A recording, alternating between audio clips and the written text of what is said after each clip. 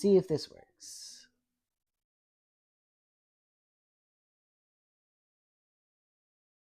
It should start. Yep. Bam. Cheese and crackers, yo. Cheese and crackers.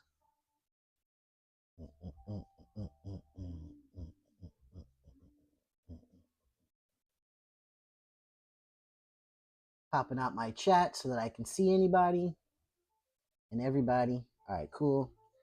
Can y'all hear this music? Oh no, I would never neglect your nephew. Your nephew is upstairs with his mama, being a baby. That's what that motherfucker is doing. Alrighty. God, that took forever. I'm so sorry, you guys. Okay, let's. Ugh.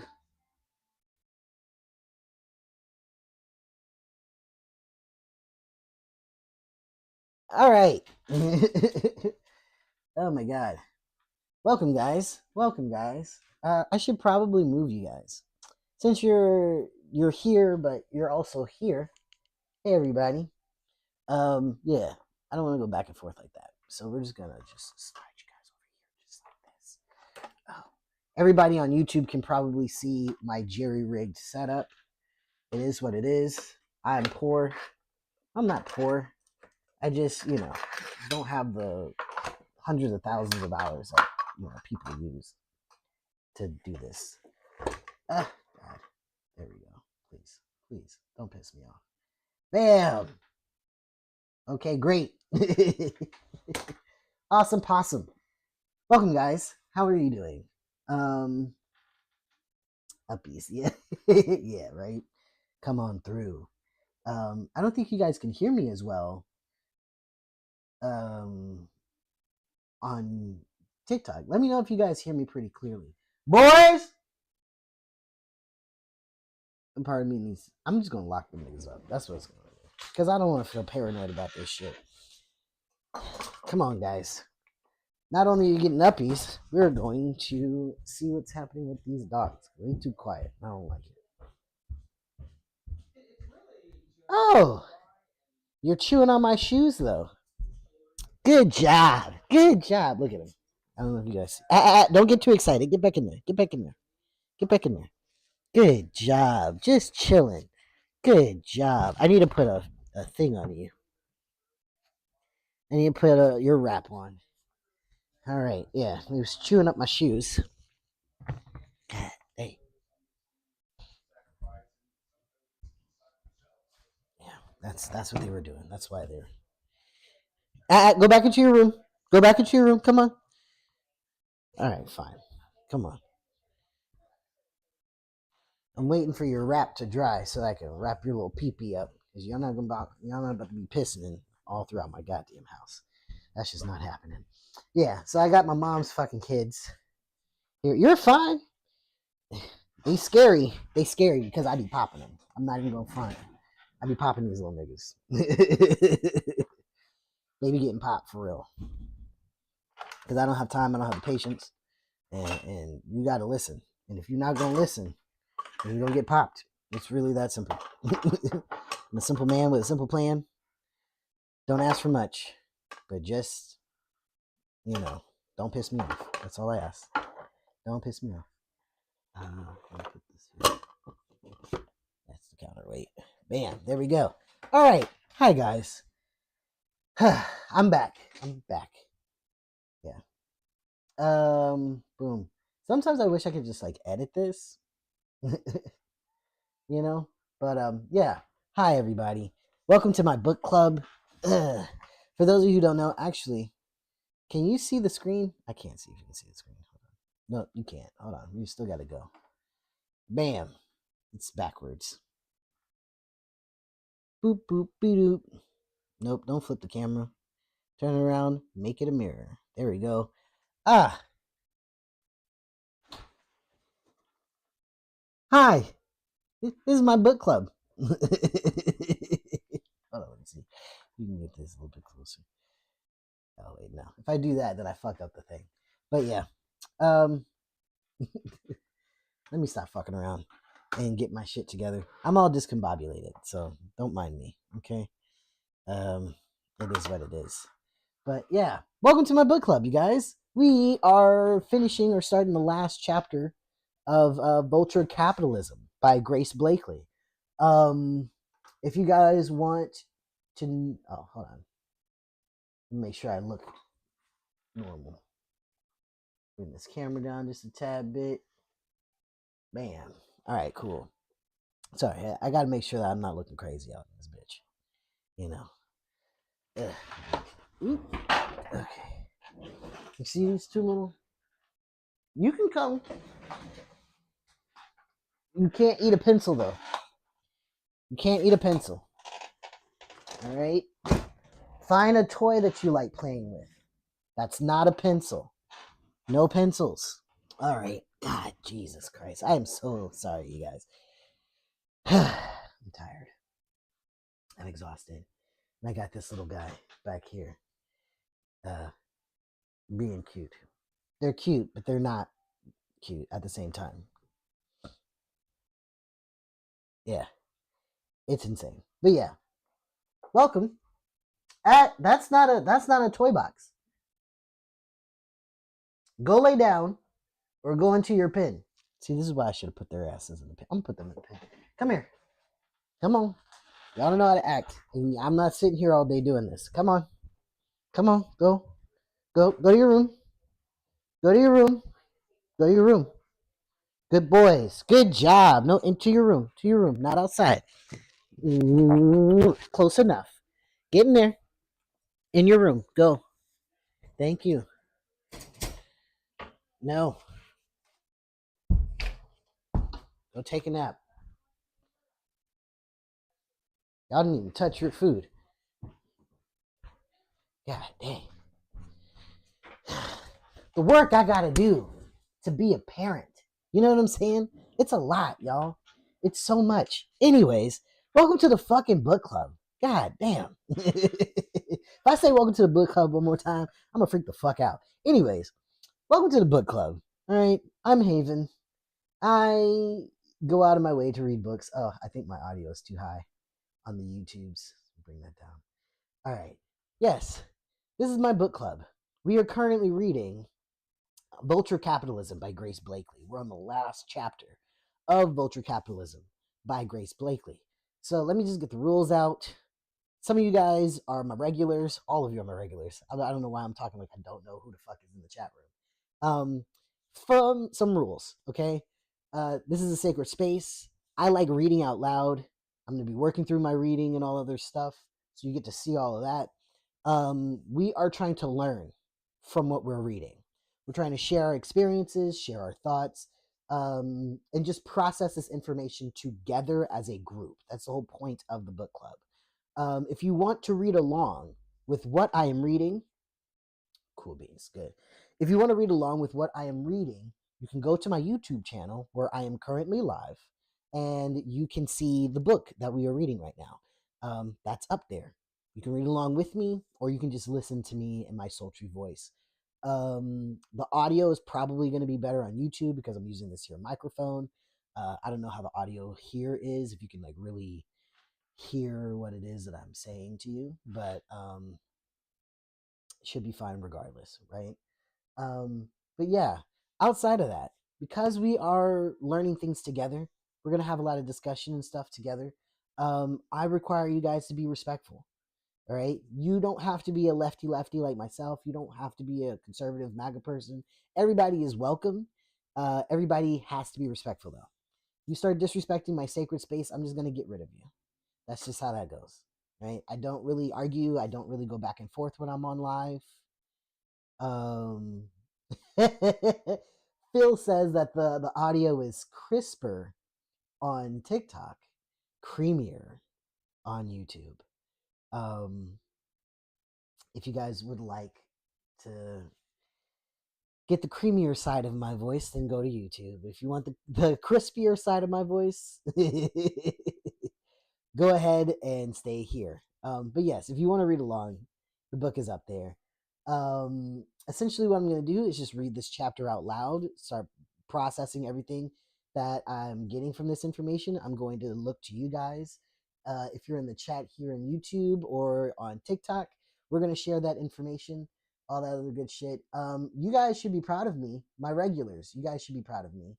I got my setup pretty, it took me a minute because I was talking about shit, but I really did get my setup knocked out fairly well.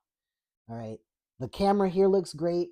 I'm using my better camera for YouTube. Everything looks good. The stream is excellent and shit. Honestly, I might even do a little bit of a kickback after this on Patreon. Which brings me to the important thing, Patreon. If you guys want to be a part of the community, if you want to vote on what we're going to be reading next.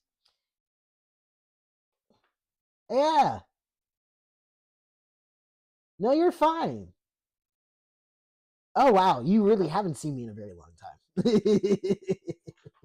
Empress, for those of you on YouTube that don't know, Empress said they haven't seen me in a minute and they didn't know that I was transitioning. Yeah. Yeah. It's me. Yeah. I've actually been transitioning for 2 years. It'll be 2 years in October 1st. What up, Dreadful? Yeah, October 1st is when I transition. Oh man, wow. Well, I've been getting in trouble, so that's fair. Me and TikTok, we don't we don't really talk like we should. It don't like me, I don't like it. It is what it is. Word? Your birthday is like October 1st? Real shit, Trini? Bet. All right, well, we're celebrating. Blah, blah, blah, blah. I don't even know if it's on a Saturday, but like, yeah, fuck yeah. Happy birthday in the future. Um, no. Hey, you're fine. You're fine. This is a community, right? We coking and joking. I'm gonna try not to get distracted this week though. He, him, they, them, whatever. Yeah. Anything but she, her. And what is it? Somebody said that I identify as ABCD. Anything but cis dude. Yes. Thank you. Hi. Yeah. So I'm anything but a cis dude. Real shit. But yes. We're gonna be reading this together. I'm gonna be reading out loud. If I come across good morning, Rim. Welcome. Yeah. Try YouTube is better now. Because I'm back in my home office, so all that shit is better. Thank you. We are currently reading Vulture Capitalism by Grace Blakeley. We're on the last chapter. If you want to read along with me, you can go to YouTube because the book is up there. In addition to that, when I come across words that I don't understand, I'm going to sound them out. I'm going to ask for definitions. We have an amazing community here, so a lot of the times, the people that are reading along with me, they're spot on to it. Everybody kind of falls into place doing their thing. But yeah, it's a great time. This is a great community. We all like chilling and hanging out with each other. So that's basically what we're going to do. Be respectful of me. Be respectful of the people in the chat. Be respectful to the words that we're learning, right? Yes, word nerds unite. It's exactly what we're doing. You know what I'm saying? This is exactly what we're doing. But in addition to that, actually, I feel like I should probably just...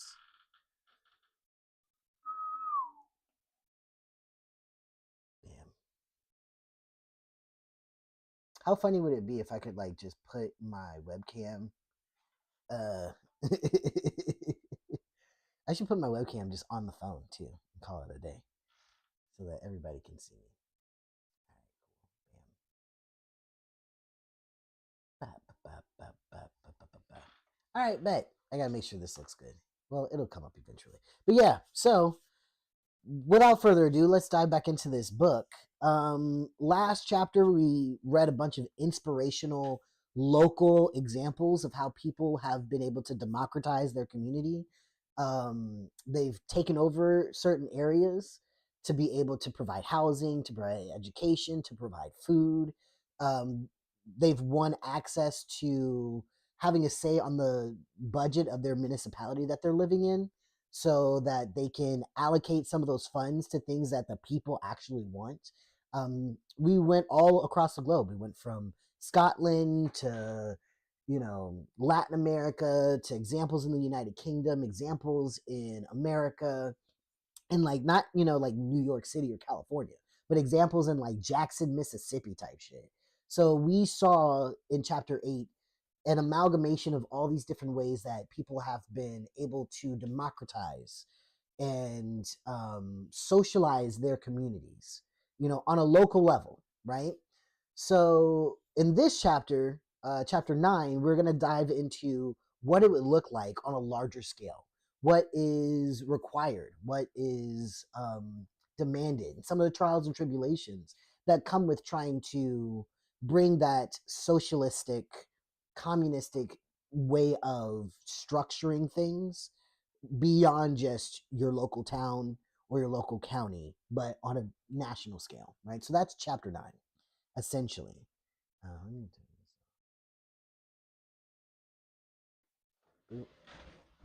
We, I don't know if you guys can hear the TV that I got for them goddamn dogs, but I can, so it's distracting me. Wee. Okay, so we're back. Yeah, so I don't really have my tea. I don't have anything prepared other than my reading voice. So though my voice is creamy on YouTube, it's a little bit raspy for me. Hey vibes, thank you for popping up on the chitty chat, yo. Oh yeah, yeah. Give me that live chat shit right there. There we go. All right. So that's all the rules. Did I miss anything? We're living in a kakistocracy. Oh, I've heard that word. Yes, we are, and it's scary. Dang, I got 9 chapters to catch up. No. You're fine. If you want to catch up to everything that we have read so far, um, hop onto the Patreon. You can find the Patreon in the link in my bio on my TikTok account. You can also find it on my YouTube channel and all other stuff. Hop to the Patreon. We have, I think, yeah, there is a video of us just going over a brief overview of each chapter. So if you want to know what we read so far, you can hop up on the Patreon and watch that at another time or right now, whichever one. Also, if you feel inclined to become a free member of the Patreon, you guys are more than welcome to. Really, that Patreon is a passion project. It's me trying to build a digital community that is away from TikTok and away from YouTube, and we can all like kind of just exist without me getting a bunch of CGVs for telling the truth or getting demonetized on YouTube. It is free 99 to be a member of the Patreon. You will have full access to everything that I create, that I remember to share on that Patreon. You'll have full access to it um, if you're a free member, so that's fine. If you do want to become like a paid member, that's more than welcomed. It's not required, and it can be like a donation. That's basically how I have that structured. So it is not a requirement to pay anything on the Patreon to be a part of the community. We don't do that there. But if you want to share, you can, right? All right, guys, did I forget anything? Oh yeah. I got my moderators in here too. So while I'm reading, I might be a little bit too busy getting rid of the riffraff that might pop up in here while I am busy reading. So just know that I have already told my moderators to use their powers with extreme prejudice. Oftentimes we make it a game. Like, y'all got to beat me getting rid of motherfuckers, and I'm pretty fast. Even distracted, I'm pretty fast. So please be respectful. Hey, what's up, Fresh? Please be respectful. Please be nice to people. Don't be rude. Don't be mean. Like, please respect the people that are out here. Yes, yeah, thank you. Don't make me blush. I'm trying to read. Okay. All right. Let me get some water. That was a lot of talking as it was. We're like an hour late as far as reading, but look, y'all know who you following. Okay. Alrighty. So we are on chapter 9. Not only are we on chapter 9, but if I recall, we are diving into the first major example. So we got through the whole preamble of everything that we're going to cover in chapter 9. And now we are going to dive into these actual examples, right? Because we got through quite a lot. Damn, I like barely read 5 pages. We went through a setup, yeah, of just how these people have been able to usurp us and fuck us over and remove our ability to democratize things. We can't democratize our workplace. We can't democratize our government. They have us by the balls, right? So essentially, we're going to be diving into that. I feel like I should probably, yeah. I'm going to move you guys one last time, okay? I promise. It's my last time moving you. I just realized I need a more advantageous space to be able to see you and read at the same time, you know? So we're just gonna boop. Hey. Hey. No, that's a dumb move. Bam. It's the last move, I promise. Last one. I think it's the last one. Pretty sure it is. Okay. Proper good, yeah? Alrighty, so now I can actually read and not be blinded and not have my back towards you. Okay, so chapter 9. Ooh, I think I went way too far down. Let's see. Boom. Chapter 9 is titled Taking Back Control, Democratic Planning at Scale, right? So that's what we were diving into. We essentially talked about, in the beginning of this chapter, we talked about Allende. Allende was a democratically elected president in Chile. He came in hitting the ground running. Within like 2 years, the literacy rate went up astronomically. There was a redistribution of wealth, a redistribution of health services, redistribution of certain economic products that were nationalized. And of course, the United States hated that. So they killed Allende and installed a dictator. Oh, God, what's that motherfucker's name? Pinochet. And Pinochet is an evil motherfucker, you know, for the crime of making sure that children got to eat, making sure that women were protected, making sure that people were educated, and making sure that Chile actually received some of the benefits of their natural resources that they were selling to U.S. conglomerates. The United States and the CIA killed Allende and installed a dictator. And that dictator went out of his way to kind of just cleanse the country of left-leaning people, and not just socialists and communists, but anybody who was in favor of what Allende was trying to do, right? So that's essentially what we were talking about last week, and now we're going to dive into this further, right? So again, before I dive into it, we are reading Vulture Cap for all the new people. I just saw that there's a little bit of a jump. We are reading Vulture Capitalism by Grace Blakeley. Know that book here? I don't. Yeah. So we're reading Vulture Capitalism by Grace Blakeley. If you guys want to read along with me, go to the link in my bio. You can go to my YouTube channel. I am live right now. And you can see the text there. If you don't want to read along with me, you just want to hear my lovely, crispier voice here on TikTok, you're more than welcome to do that. Okay? So, everybody got their treats, geeks, and all other shit. Hold on, let me prepare myself.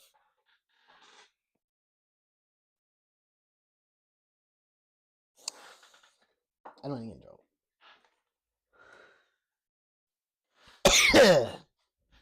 Honestly, that's what fucked me up last week. Feel like a brand new person, still making the same mistakes. All right. Me. I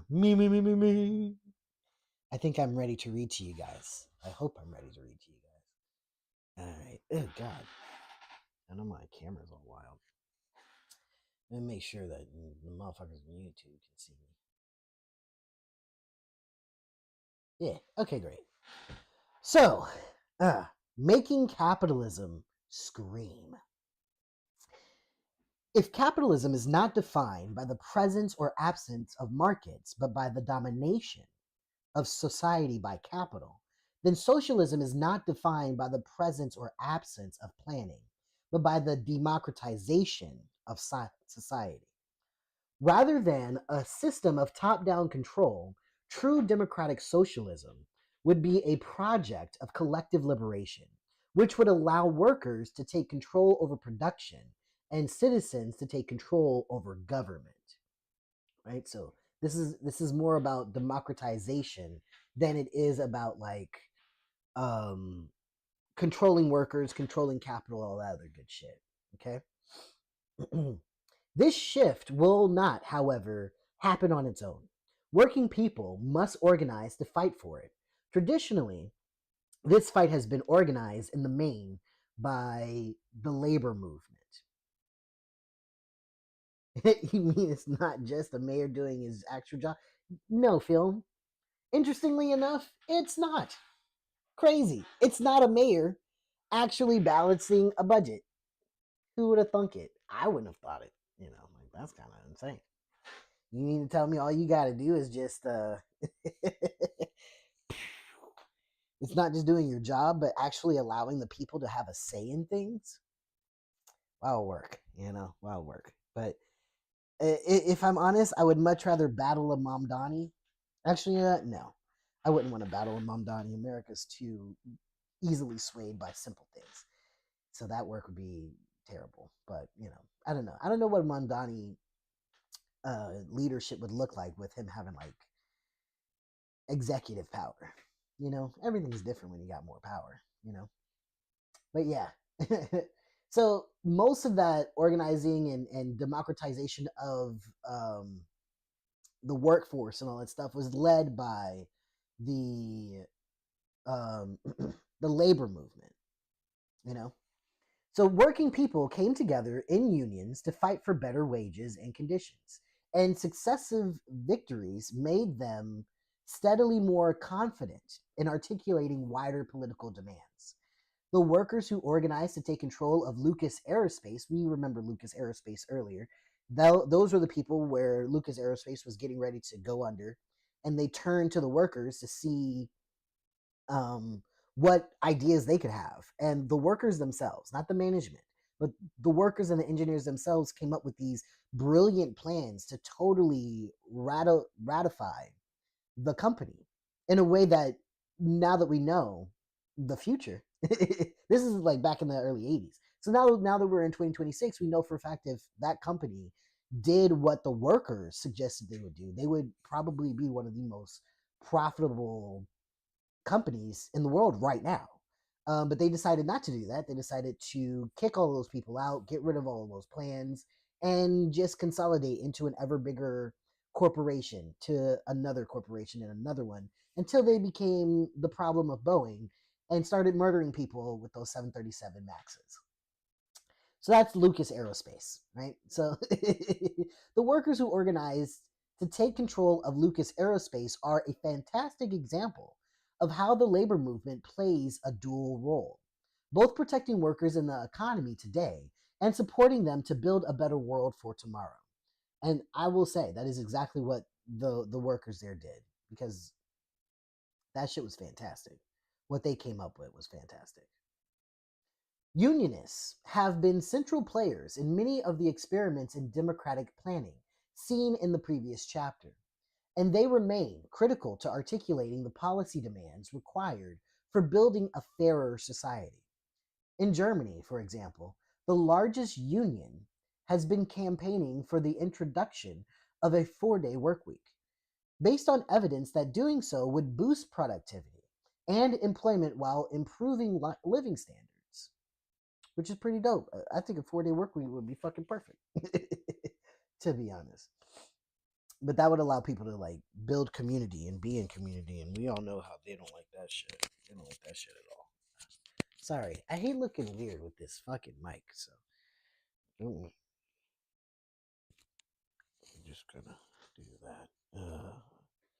It's just like it just. I feel like I'm getting dysphoria. That's what it is. Because I'm like looking at my chest. I'm like, why does this look weird?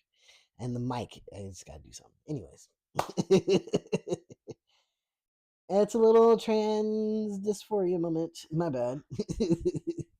Phil says the history of workers occupying factories is nothing short of facts. We need to start doing that. I promise you, when these motherfuckers keep fucking with this water, that's exactly what people are gonna start doing. I've been going by the Onse says, I've been going by the 4-day week system of the Yoruba Fuck yeah, that's beautiful. Been more productive for sure. I bet you have. I bet you have. That's fucking dope. Hell yeah. I'm telling you, sometimes we know the people who are not, that come from cultures that are not working against nature but with nature, we already know what the fuck it's supposed to be. We already know. And 4 days a week, hockey, a little bit too much. But because of us, doing like agriculture shit, fair. Like we be knowing. And motherfuckers are gonna find out just how well. I feel like those things are gonna be the things that keep us around. You know? So like dope. I'm gonna definitely put a pin in that because I want to look up the Yoruba, the 4-day work week of the Yoruba calendar. That would be dope. Phil says, seeing how they become functional towns virtually overnight, man, crazy. What happens when you allow people to take care? You give people the resources that they need to take care of the places that they live in. Crazy fucking work. All right, yeah. So Germany's doing the 4-day week work week and all that stuff. In both the U.S. and the U.K., a network of unions mobilized behind proposals for the Green New Deal, working tirelessly against fossil fuel lobbyists attempting to convince workers that the green transition could cost them their jobs. Right? Well, we know how well that went, to be honest. My glasses. Let me just go ahead and zoom into this right now. I'm tired of squinting. Tired of squinting already. All right. But unions are just one part of the broad and deep coalition that we'll need to win a more democratic economy. Community organizing will also be critical. The examples of community led democratic planning in the previous chapter are important not only because they provide a different way of organizing the economy, but also because they help inspire people to become active in wider politics. In an individualistic society, it can be difficult even to imagine what it might be like to work with others to fight for social change. Man, that's a word, because that is very fucking true. It'd be hard. It'd be mad difficult out here. Not even gonna fucking front. People often find it a little easier to join a campaign to save their local library or clean up their local park than they do to join a union or go along to a protest. Very fair. But these small local acts of support can have a powerful effect on people's sense of solidarity. Organizing with others to change the world around you can give you a sense of the possibilities of collective action. Many of the experiments outlined in the previous chapter will have started with communities coming together to solve small, local problems before realizing they had the power to change their entire community, not just one aspect of it, right? I think oftentimes we ignore that a lot of people are asking folks to bite off more than they can chew, when really it can be really small things. One of the things that I've done relatively consistently is every year, if there's a major Thanksgiving dinner at my house, like if somebody has cooked Thanksgiving dinner, instead of me just having a bunch of leftovers, I just make a bunch of plates. And then I just go outside. And whoever is just outside is getting a plate. Fuck it. Like, here, have some food, you know? When I was a teenager and a little bit of a riffraff, I had no problems, possibly maybe procuring items that might have been needed by people who didn't have the ability to procure those items themselves. I did that often, you know. if that makes sense. I also like to share in, in the candy, in the adult candy that we have out here. I like to share those things too. Because it's not just about sharing your resources, it's also about sharing the things that are fun. So yeah, and clearly we are doing the little bit right now on book club, creating community and learning together. That's it. Really don't got to be much. Real shit. Phil says yes. I just did that with a pot of veggie lentil soup. Yeah, fuck yeah. Hell yeah, yeah. Soup is like one of the easiest things to share with a bunch of people too. It's an easy thing to make in mass, right? And to divvy out. So like, yeah, soup and bread goes a long way. And one good thing that I hope that everybody reaches back to once we get into the thick of the fuck shit is, all those people learn how to make bread in very inventive ways, right? Like not just in the oven, but they learn how to make bread with air fryers and all this other shit. Those people, I hope that those people reach back into that skill to make bread. And then those of us who know how to make soup, I keep forgetting to do this, but I gotta make this beef bouillon cubes. You can like make them, and like they can last for like 2 years. You just fucking pop them in the freezer. Cut off a piece, stick it in a bowl, add some hot water. Bam, you got beef stew with all the nutrients and ingredients that you need. So yeah, if the people who know how to make survivor soup and the people who know how to make air fryer bread get together, man, we might make it through this shit, you guys. We might make it through this shit. Phil says one of my clients got involved in activism because of her 2020 sourdough. See what I'm? Yeah. So because of sourdough, one of your clients just became an activist. Look, it's wild when you start doing for self. I think that is the challenge for us, is to start doing a little bit for self, for community. So fuck yeah. Thank you guys for joining me in that. I appreciate it. I really do. Yeah, I really do. All right, continuing on. This is not to say that all local campaigns are inherently revolutionary. The nature of a community campaign will always depend on the class background of its participants. A campaign to prevent a new wind turbine, led by executives concerned about house prices, will be very different from a campaign to protect a local library led by working class residents.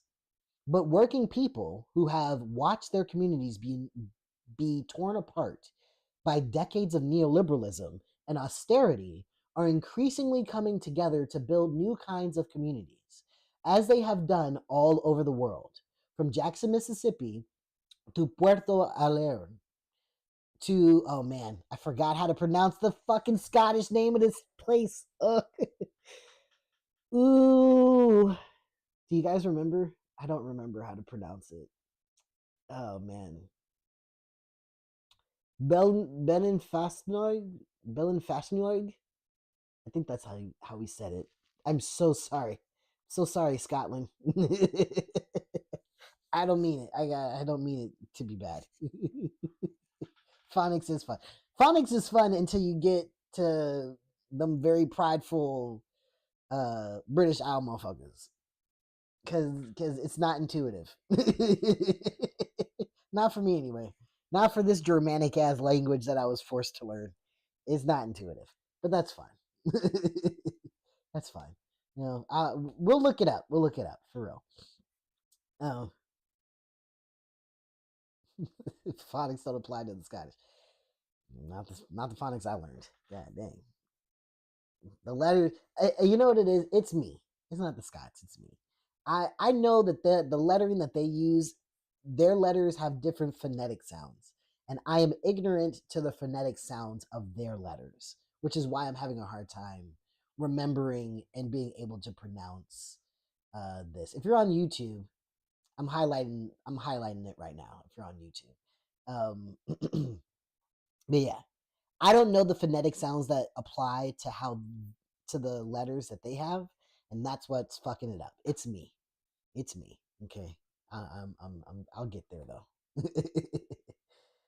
Building working class power also requires people to engage in protests and direct action, both as means to fight regressive policies and to draw public attention to them. Protest is often framed in purely negative terms, as preventing something bad from happening. But resistance can be creative as well as reactive. Whether it is workers fighting to resist pay cuts, debtors organizing to resist unpayable debts, tenants organizing to resist rent hikes, or environmentalists organizing to resist the degradation of our environment, protest campaigns can shift the public conversation and win victories. Blina Festejorg. Festenjag. Blina Festenjag. That's how we pronounce that. One time for Phil. Phil came through. So it's Blina Festenjag. Blina Festenjag. All right. Blina Festenjag. Word. See, I just needed that. Blina Festenjag. Blina Festenjag. Blina Festenjag. Blina Festenjag. It's Blina Festenjag. What are you doing? I'm going down the street, I'm driving out the Blina Festenjag. They got this cool ass fucking thing. I'm gonna check it out. It's Blina Festenjag. Where are you from? I'm from Blina Festenjag. Blina Festenjag. That's an interesting place. Yeah, it's in Scotland. They do a lot of amazing things. They're community organizers. It's Blina Festenjag. Blina Festenjag. This is how I learn words, by the way. This is how I get it to like click, like that's not how you say that. Okay, Blina Festenjag. What is that? Blina Festenjag is a place. It's a place in Scotland, right? Blina Festenjag. Bet. It works. It works, really. People, even when you like, I wish we taught kids that. I was also raised by a Catholic mother who spent her entire scholastic career in Catholic school. Very different relationship with language and how you learn language. Very, very different, Phil says that Blina Festenjag means uplands of Festenjag.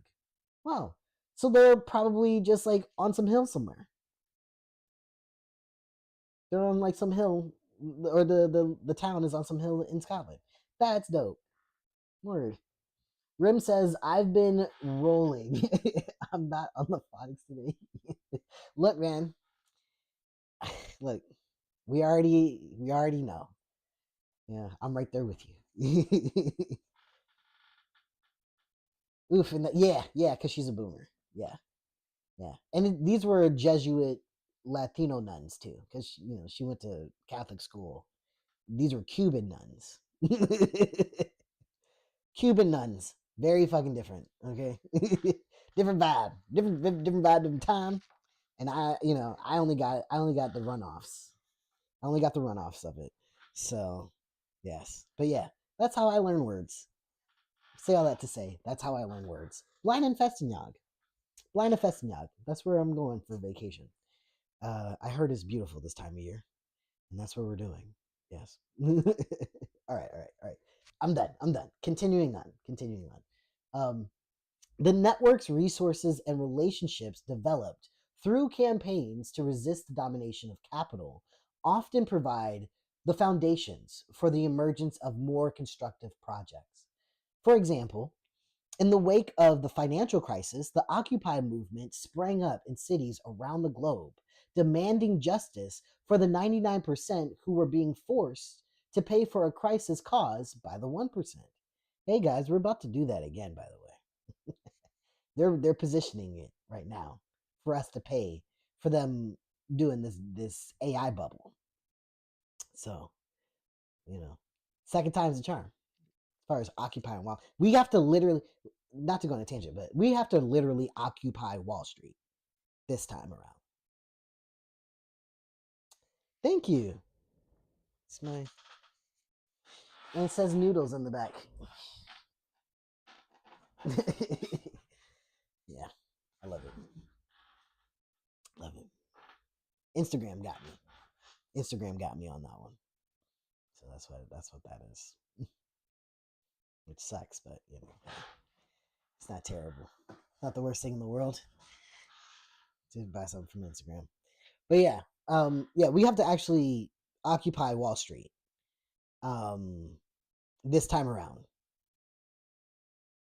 You know what I'm saying? Like, not the part next to it. We got to go in that bitch and be like, oh, okay. Y'all weren't understanding when we did this time. That's fine. Let's be a little bit more clear. All right. We're not paying for this. We're not paying for this. We're not doing it. Okay. I'll be the first one to be like, no, we should actually just go into the building. We should. You remember how those guys in January 6th, how they got into the White House? It has to be a lot easier to get into wherever the fuck Wall Street is. It has to be easier. Why not? Why the fuck not? You know what I'm saying? You know? Yeah. Yeah. We were very naive, but we're Americans, so we didn't know any better. You know? When they did Occupy, like, one thing that I learned about Occupy Wall Street recently is that the genesis of that type of movement was in Iran. And there was like an Iranian revolution that was happening at the time. And the idea of occupying was, they would occupy a space and then like they would disperse when the cops came, and then they would just find like the second most important, strategic place to go to and occupy that. And then when they got dispersed by the cops, they would, occupy the third most, important space, right? So they were doing that, and then they realized how much of a detriment that was to them. So the next time around, when they decided to occupy a given area, they actually stayed 24/7, right? They stayed there 24/7. They did not leave. That's where that concept came from. It came from Iranian protesters learning how the state was operating to, squash their movement, right? And okay, Phil, thanks, man. Appreciate you. Um, but yeah, they did all of that and essentially kind of learned, okay, well, there's all this other things that we need to do, right? So like, they rotated shifts so that people who had jobs that needed to show up to those jobs could go. People came in to share food and feed the people who were occupying those areas. So that's where that idea of occupy really did come from during, the early 2010s. So I think what got lost in translation, which happens a lot when Americans want to um, appropriate other movements, is that so much got lost in translation. The point and purpose of why people were doing the things in the way that they were doing them fell by the wayside. You kind of see it the same way, and to a lesser extent and a less serious extent, with the 4B movement. Notice how all of the context and point and purpose of the 4B movement kind of just like fell to the side, and American women just took what they wanted from that movement instead of like legitimately learning the lessons that the movement is learning right now. Um, yeah, so that's essentially what we did with Occupy. So we were very, very naive, but also very arrogant in like classic American fashion, where we just thought we just do this and that's how you do it. So it was a learning curve that was necessary, to be honest. Yeah. All right, so continuing on.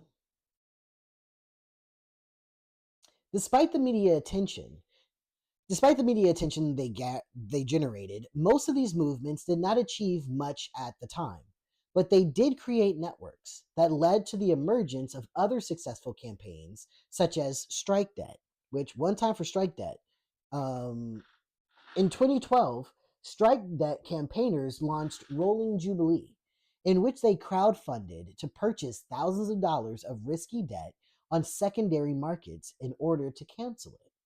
The campaign managed to raise hundreds of thousands of dollars, which was used to write off $13.5 million in medical debt, $1.2 million in personal debt, and $3.8 million in student loans.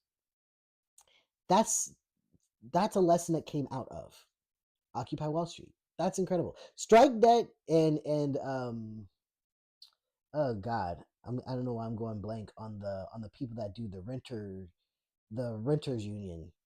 Those two organizations coming out of Occupy were literally amazing. And these are the things that I know that we can do. Like Poor people TikTok do it all the time. We do it all the time with our crowdfunding and all that stuff. This is what we can do on a larger scale. Yeah. Some criticized Rolling Jubilee for failing to engage the debtors who benefited from the action in a political movement. But they could not level the same criticism at the debt collective, which also emerged. There it is. It's the debt collective. That's what I was talking about. Okay, yeah. So, which also emerged out of networks created by the Occupy movement.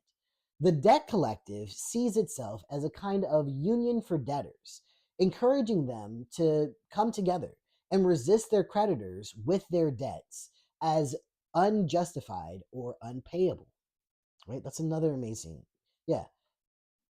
Rolling Jubilee, the Debt Collective, all of that is like amazing stuff that not a lot of people know about, who absolutely should. Like anytime I talked about the Debt Collective, those were like my main, especially when I first got on here, those were like my main things that tanked. But really, those organizations are like unbelievably important.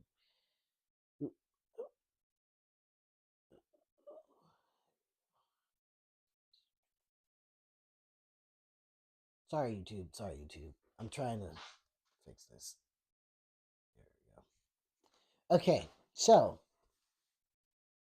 the Debt Collective helped thousands of students file debt forgiveness claims following the bankruptcy of their university. And during the pandemic, they organized 1,600 debtors to strike and defer their student loan payments as part of a broader political movement fighting for the write off of student debt. These groups aren't only helping working class people resist their oppression today, they're also demonstrating the feasibility of a debt jubilee. A debt jubilee being a critical measure to democratize our financialized economy. Right? The networks that emerged out of the Occupy movement also provided the foundation for the revival of the Democratic Socialists of America, or DSA, for better or for worse, yeah. And for Bernie Sanders' bid for the presidency. Okay. Those involved in the UK's smaller Occupy movement were also involved in the anti austerity movement from 2010, out of which emerged a network of activists who became involved in the campaign for Jeremy Corbyn's campaign for leadership of the Labour Party. Right? So when people come together, they start realizing, oh, this is a lot easier. Like that's the barrier of entry. The barrier of entry to getting into these movements is just understanding that it's possible. You don't have to do a lot. I think everybody thinks of activists and community organizers as like being the next coming of Malcolm X or Marcus Garvey, and it doesn't have to be that way. It really, like, nothing can exist without the people. And that's what the focus is. It's really hard to do that because everybody wants to feel like the special snowflake, but sometimes you just need to be the swarm. And being the swarm is a lot more fun.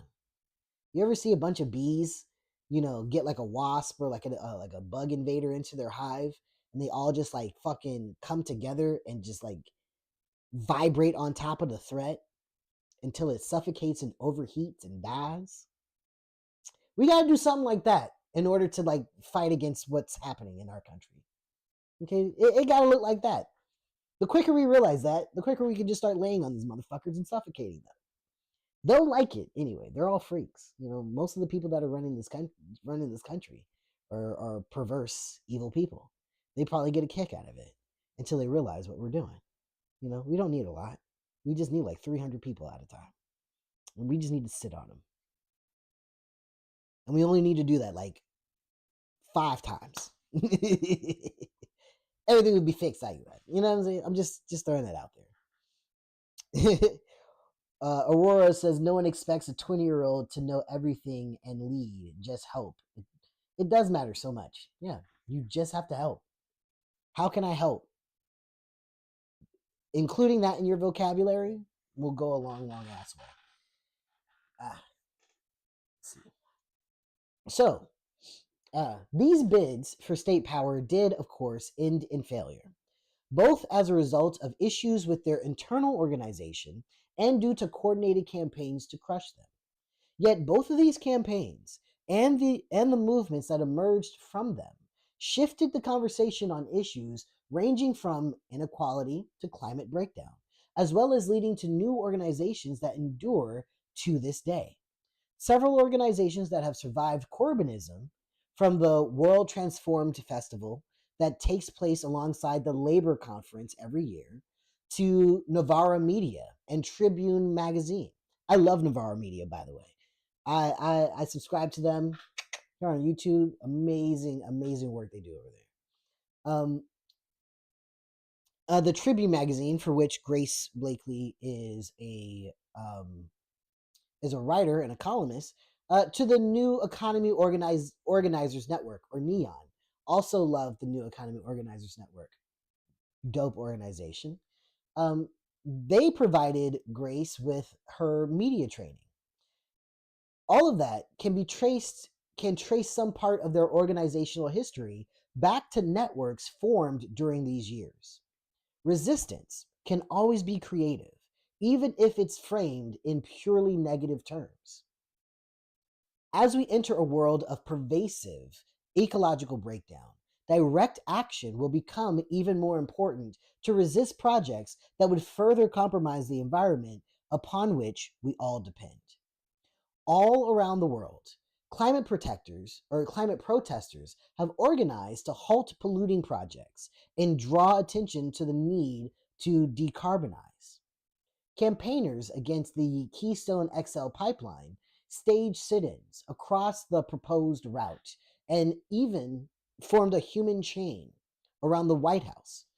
Despite hundreds of arrests, including that of Green Party presidential candidate Jill Stein. Oh my God, the evil Jill Stein.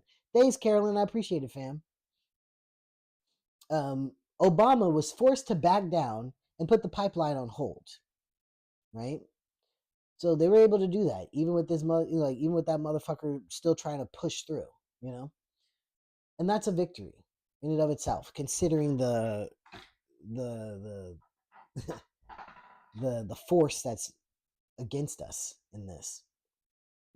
And even less targeted actions have had a substantial impact. Throughout 2018 and 2019, movements like Extinction Rebellion and Fridays for Future focused public attention on the question of climate breakdown and forced a public conversation on the issue. In September 2019, millions of people in nearly every country on Earth marched for climate justice in the largest mass climate protests in history. As soon as journalists and commenters were forced to start asking questions about climate breakdown, even hostile ones, public opinion began to shift. Knowing is literally like 99% of the fucking battle.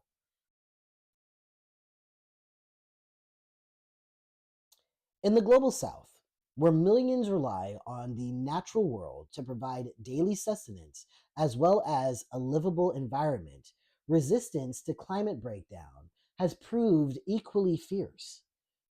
When the Bolsonaro regime moved to weaken environmental protections over the Amazon to open up the area for mining and logging, deforestation rates increased 22% between 2020 and 2021. Aurora says, dang, now I want to talk about the 88 on the jersey. I want to believe it's innocent and not. Oh, yeah, no, it is. This company is a queer-owned company. Not to say that queer people can't be Nazis. They absolutely can. But yeah, to my knowledge, the queer company has not displayed any connections to any like Nazi movements or anything like that. So yeah, totally understand that. Totally understand. The 88 I like because, you know, that's the year I was born. Which sucks, man. Those fucking white supremacists took my year. I can't talk about my birth year at any point in time, really, because you have to have the disclaimer of like, no. I'm not anti-Semitic. I do not hate Jewish people. I actually hate Nazis a lot. I hate Nazis a lot. Yeah, you lucked out being born in 91. That's a cool looking year too. I mean, like 88 looks great. It looks cool because like affinity, infinity. You know, like it's one of the cooler numbers to look at. 91 is a pretty top notch number to look at too. I won't even lie. Okay, continue on. Sorry for the tangent. Um, mm. so when the Bolsonaro regime moved to weaken environmental protections over the Amazon to open up the area for mining and logging, deforestation rates increased 22% between 2020 and 2021. Much of this activity was based on illegal land grabbing, often involving violence against the indigenous groups who still live in the Amazon. But indigenous people, with the support of the environmental movement, have resisted these incursions with some notable successes. Thousands poured into the streets to protest the government's new laws. And in October 2022, Bolsonaro was defeated by the left wing candidate Luiz Inácio Lula da Silva, whose campaign highlighted his previous background or his previous groundbreaking reforms designed to protect the rainforests. 90, oh, you know what? 90 is pretty dope too. 90 is pretty dope too. It's the zero. It makes it so curvy. Which is nice. Yeah. I can do that. I can do that. But yeah, that's I mean that is a strong success. And to point out that um Lula is essentially winning this because he focused everything so much. Why is this like this? Where's my body supposed to be? There. Okay. Um the reason why he was able to do that is because he was focusing on the forest and what these motherfuckers were doing environmentally amongst other things, you know. That is important. Actually, that's what I'm gonna do. We bam. Oh my god, that's so much better. If you're on YouTube, let me know. Because I just just moved this thing out the fucking way. You know what I'm saying? Wow, it worked. Forgot that I could do that. Bam. Yeah. Okay. Sorry guys, I had to y'all's be look, man. I'm sorry my parents didn't fuck on time. Okay, Phil? I don't know what to tell you. I don't know what to do about it. You know? My parents didn't fuck on time. They were supposed to and they decided not to, you know? All right, but yeah, continuing on. Yeah, that is a major success, and it really goes to show that people are way more tapped in and tuned in to what it is that they need and what it is that they're looking for than what we give them credit with. You know, I think oftentimes we think people are just too stupid to figure things out, but I think people are a lot smarter. They might not know the lexicon, they might not know the words, they might not know the theory and the data behind shit, but lived experience counts for something. Good morning, Maggie. Welcome. In each of these examples, activists have sought ways to work within party and state institutions to achieve their goals. Too often, socialists have seen efforts to build power at the grassroots level and efforts to work within political parties as competing rather than complementary strategies. You know, I guess it does take all kinds. Word, Aurora. We'll be here. We'll be here. Um, but any movement to build a democratic economy will have to be a movement that works within and against the state. I'm on the against side. I'm on the against side, you know. You're not doing all this shit. This is bullshit. All right, yeah. In the Jackson Kush plan, for example, Gali Akuno laid out his strategy for building dual power in Mississippi by creating powerful popular institutions outside the federal and local state and working to transform existing political parties and democratic institutions. Building power at the grassroots allowed Akuno and others to elect a mayor who was sympathetic to their aims and who put in place strategies to support the movement. This positive reinforcement between activists and party power is exactly the strategy socialists will need to pursue if we want to challenge the power of capital and build a truly democratic economy. I would agree with this. I don't know if that is what is possible with the state being in the position that it's in right now.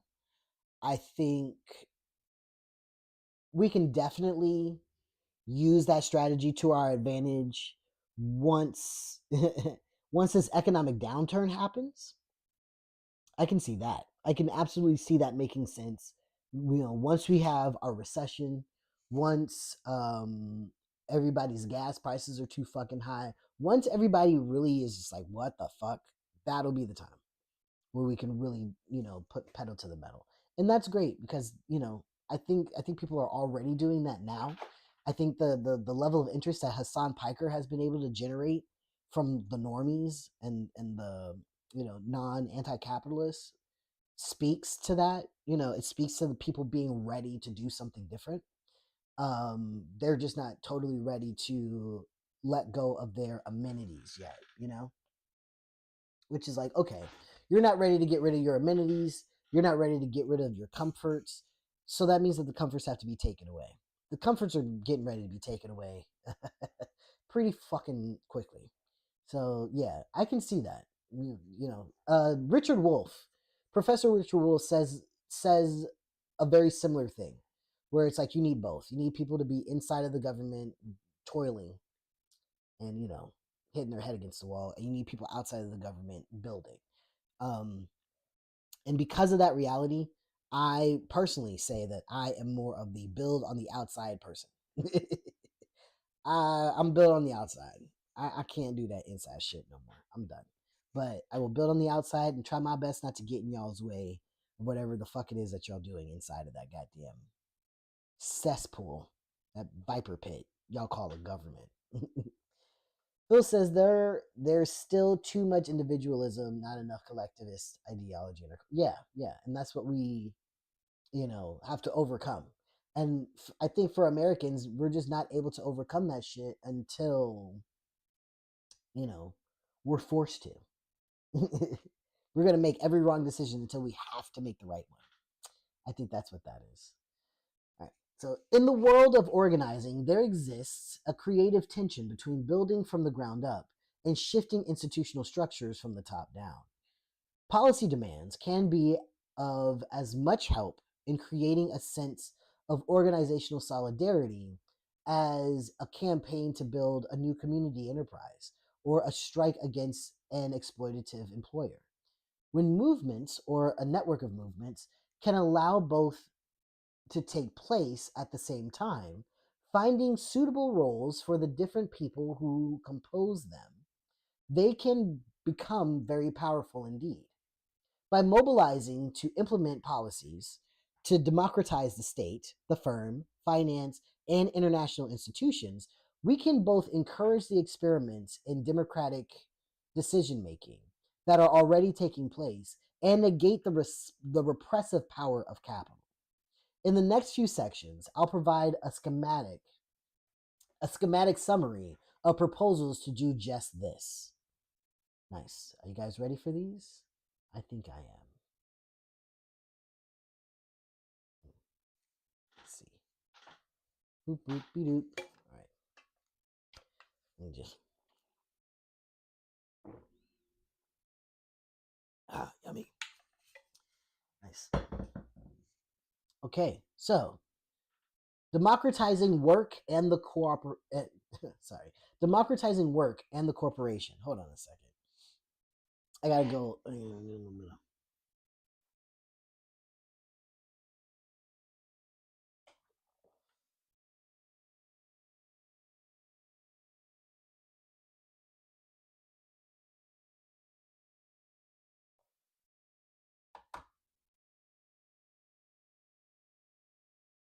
Okay.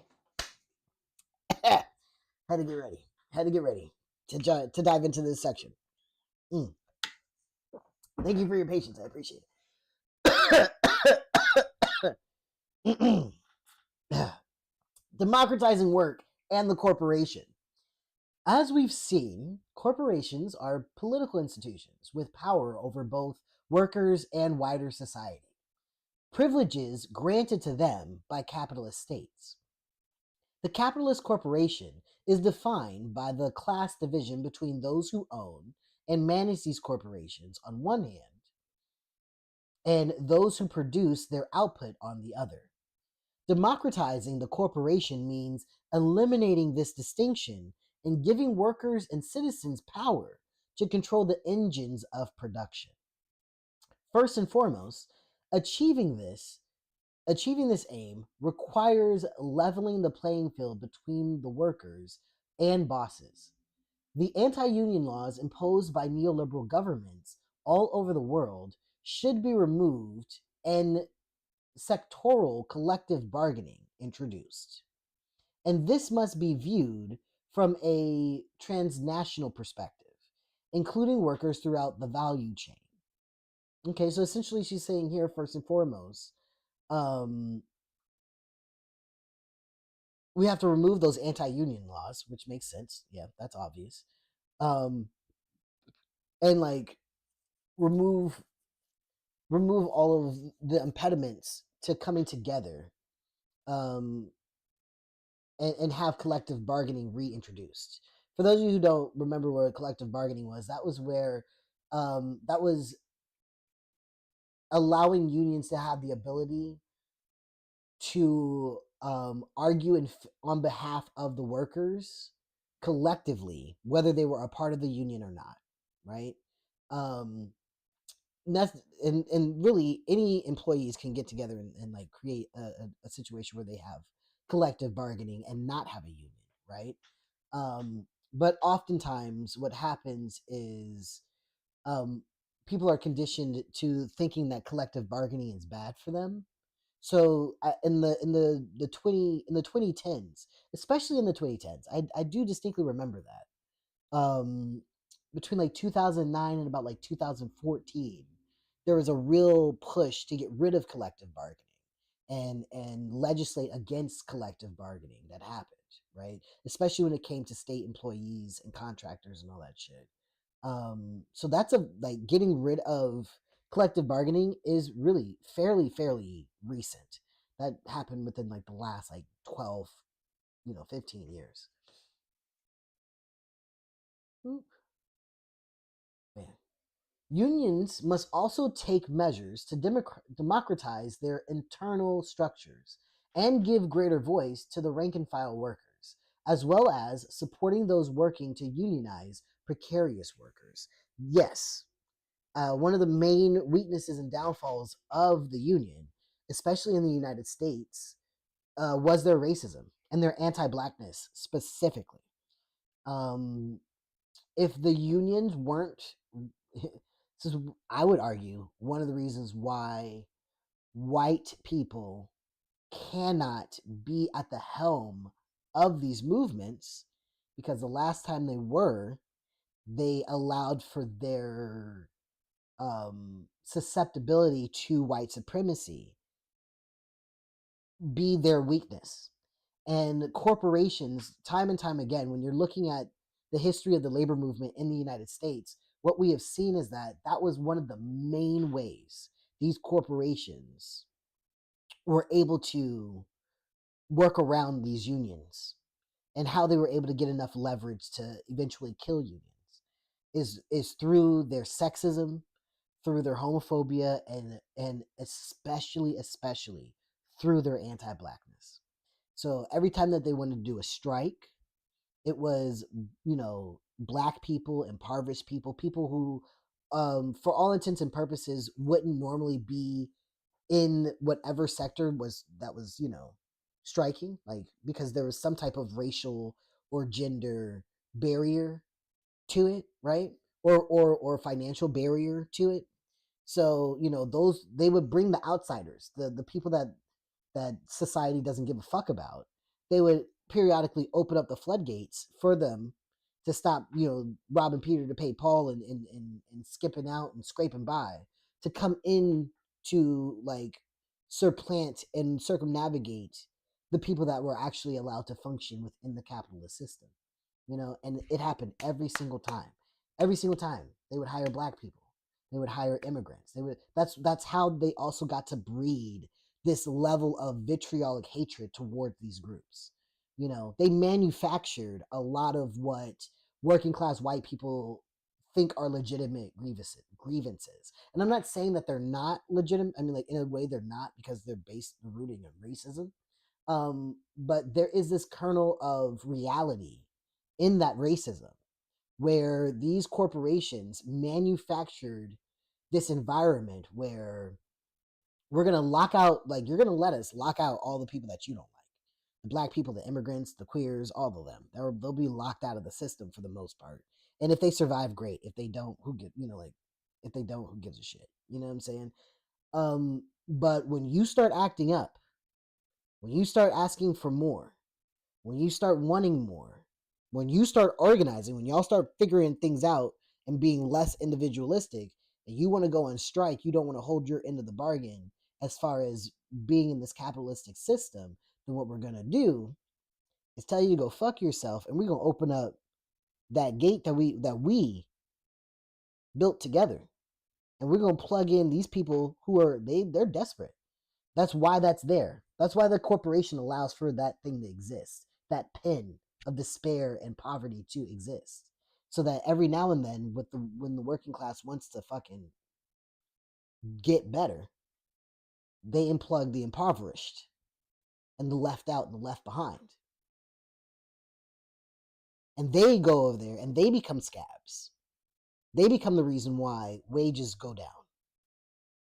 And lo and behold, it's a reinforcing, that strategy is a reinforcing mechanism, because the working class white people are looking at, where are all these, all these black people and all these immigrants taking my jobs? Like, that's where that comes from. That's literally what that is, right? So it's like, I think Blakeley perfectly hits the nail on the head as far as, like, from top down, these unions need to be inclusive.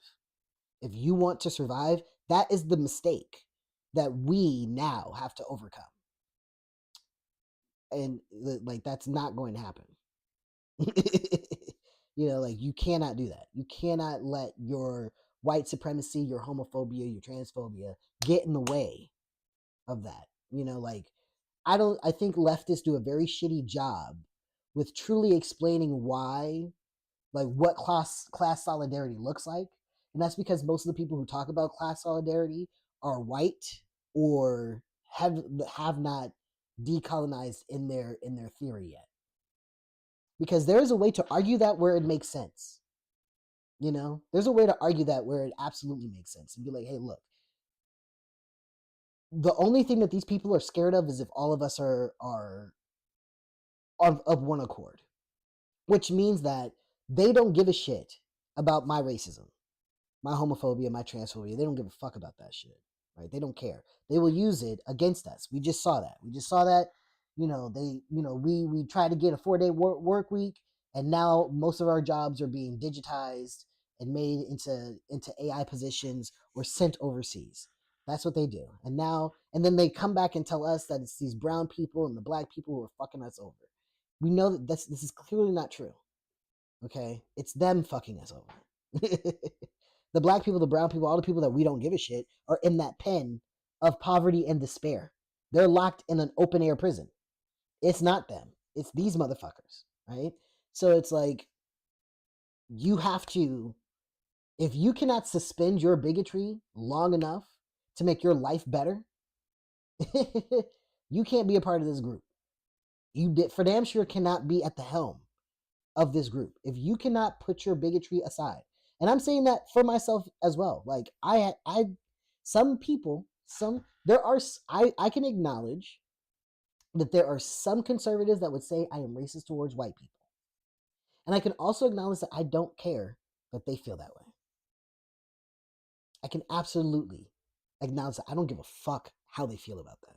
If that's how they feel if that's what they think that is, then fuck it. What's a rose by any other name? You know what I'm saying? Fact of the matter is, I don't fuck with y'all. I feel justified in not fucking with white people. I feel absolutely justified for not fucking with white people.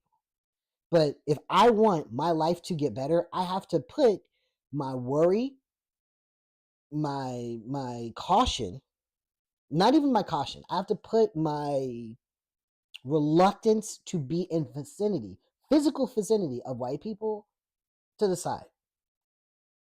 That's the sacrifice I got to make. You got to do the same for the black people. You got to do the same for the queer people.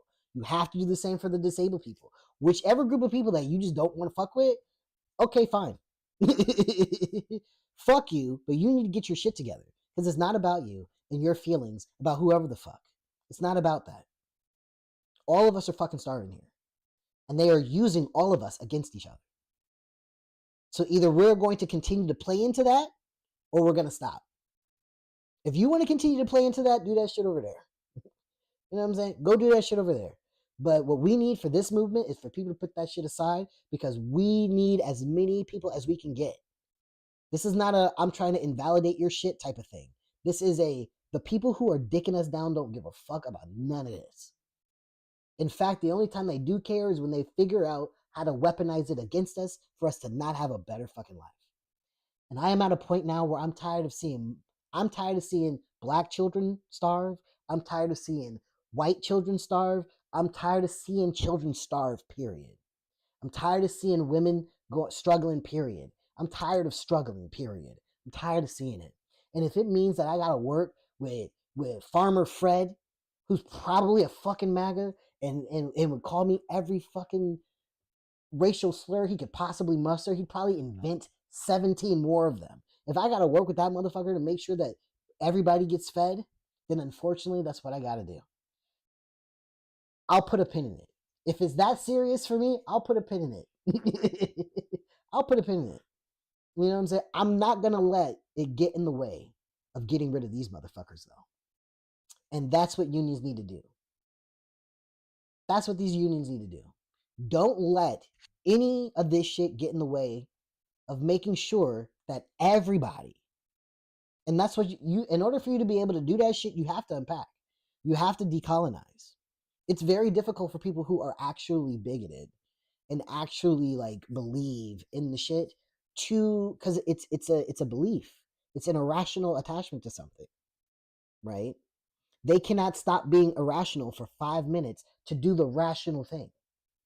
That's really where the problem is, you know? So it's like, okay, that's what we need.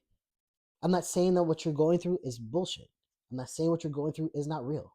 What I'm saying is the one thing I know for a fact that you need is food. The one thing I know for a fact that you need is shelter, you need education, you need safety. Everybody needs that. And I believe that everybody should have that. Everyone.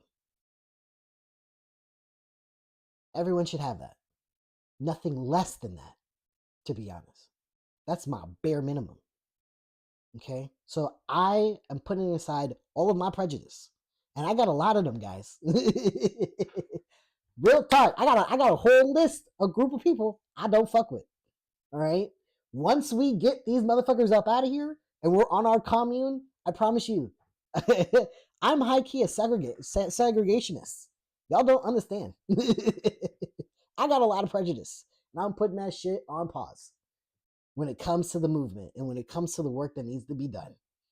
Because the sooner, like in all honesty, I've convinced myself, the sooner we can get rid of these motherfuckers, the sooner I can not be around you motherfuckers. That's how I look at it.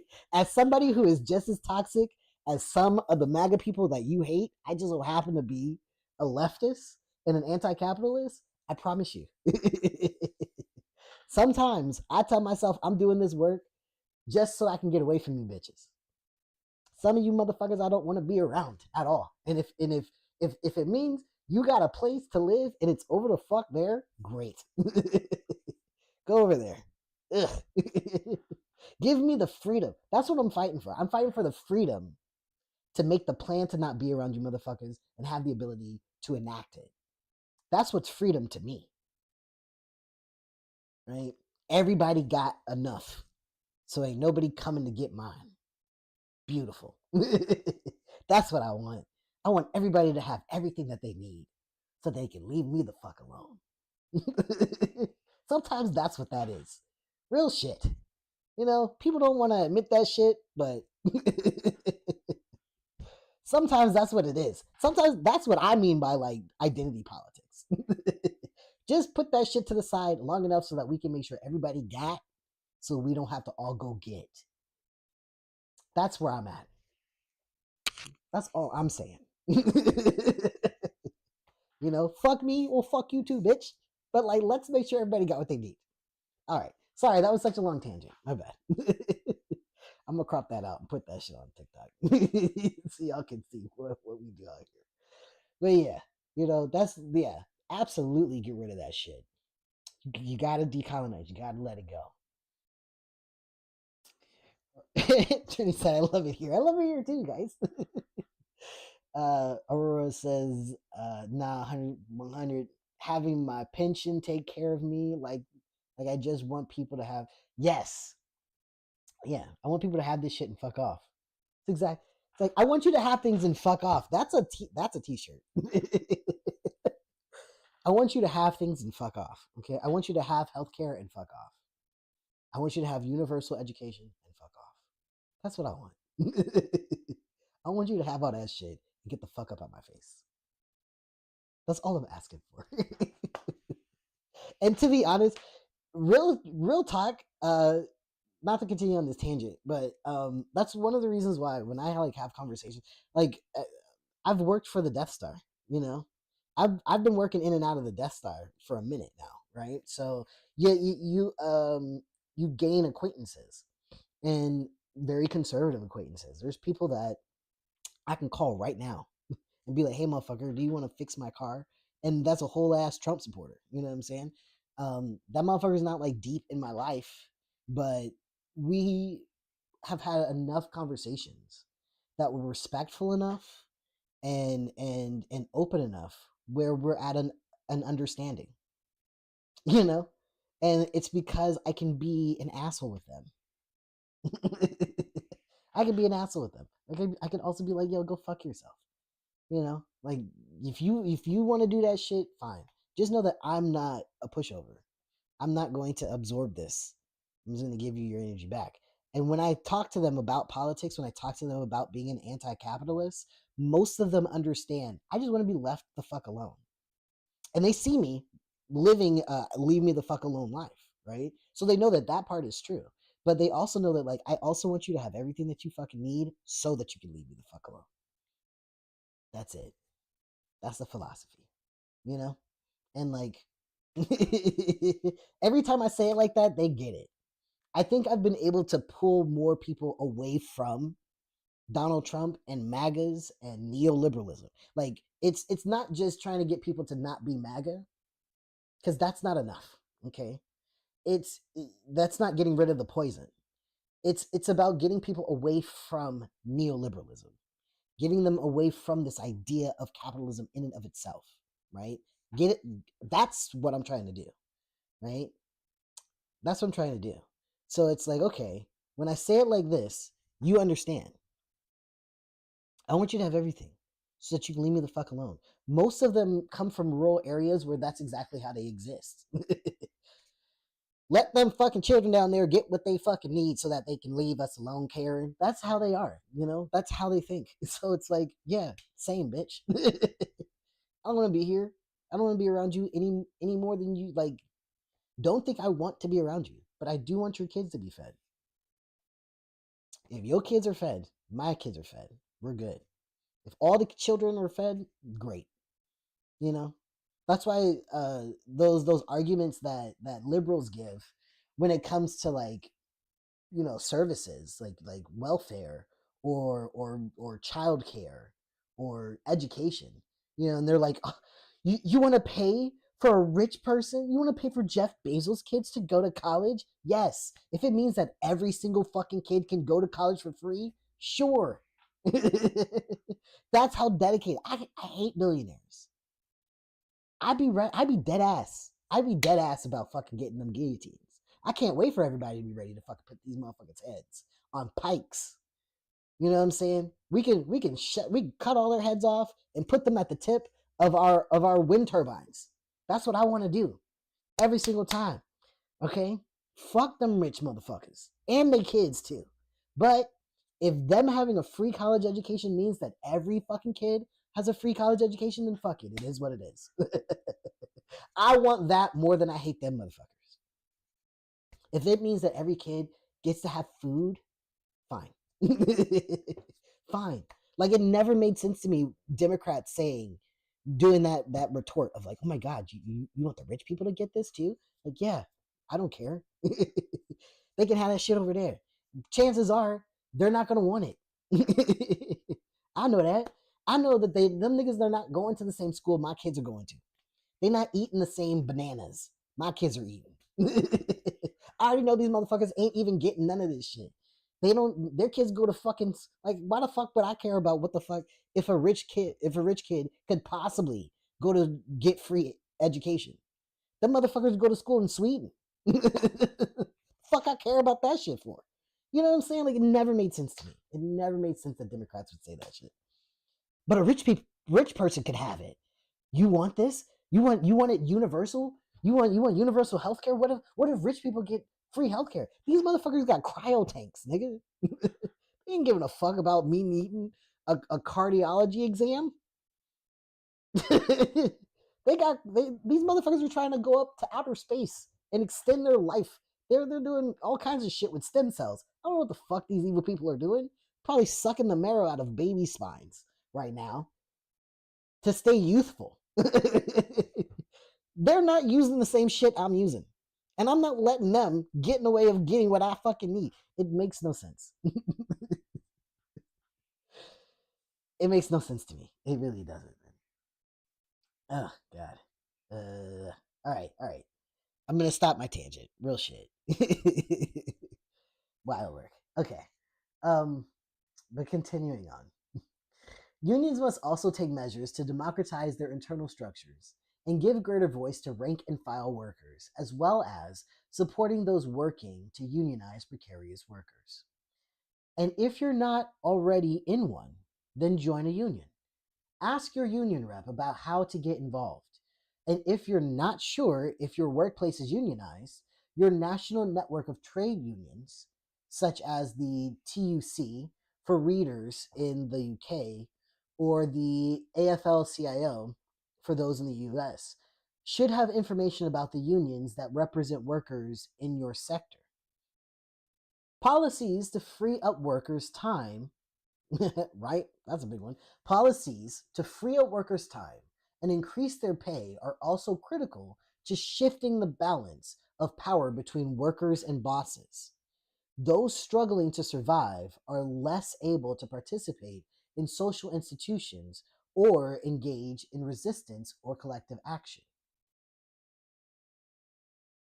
Yep. Phil says also check out IWW. Hell yeah on that one too. Yeah, there's so many organizations for us to like dive into and connect with in order to like really just do this. And really all you gotta do is just do it. You just gotta do it. You gotta wanna do it. You know. But I think Americans gotta be sick and tired of being sick and tired, and then they'll do it. Like I genuinely believe that after this, like once we dive into this economic downturn, that's when it's gonna be time to shine for us. You know? Let's see this. I can't get a handle. I just saw your icon. Is that corduroy bear? Nice. I can't get a handle says check out the war tax resistance website.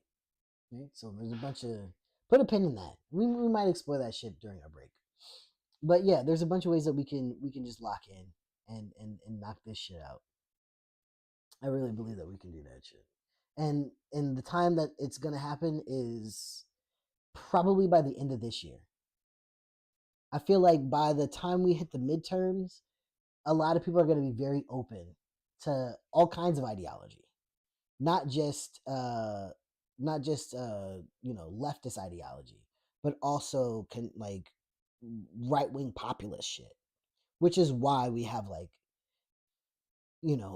suburban lesbians on Call Her Daddy talking about what's super gay and what's not super gay. You know what I'm saying? Like, we have that because of that shit.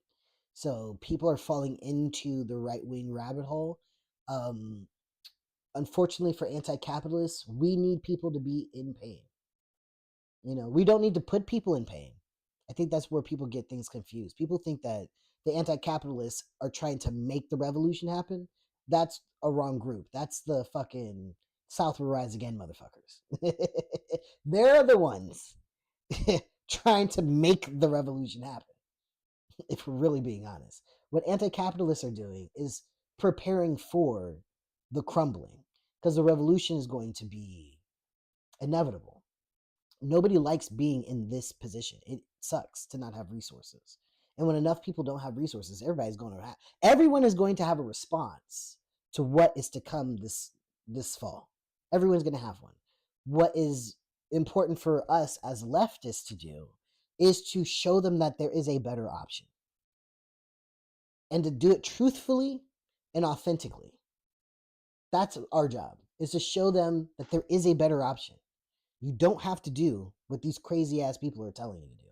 In fact, I can show you how. Like, if you want better and you really are tired, I can show you exactly how what we are dealing with is like directly tied to the shenanigans of these right-wing populists.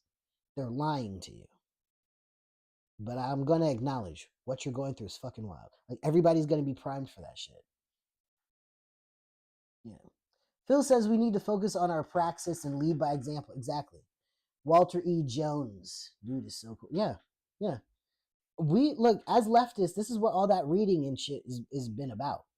I think a lot of people have been like trying to make it like thinking that it's happening right now, but you're practicing while it's still safe, because this is relatively safe. Everything that's happening is relatively safe.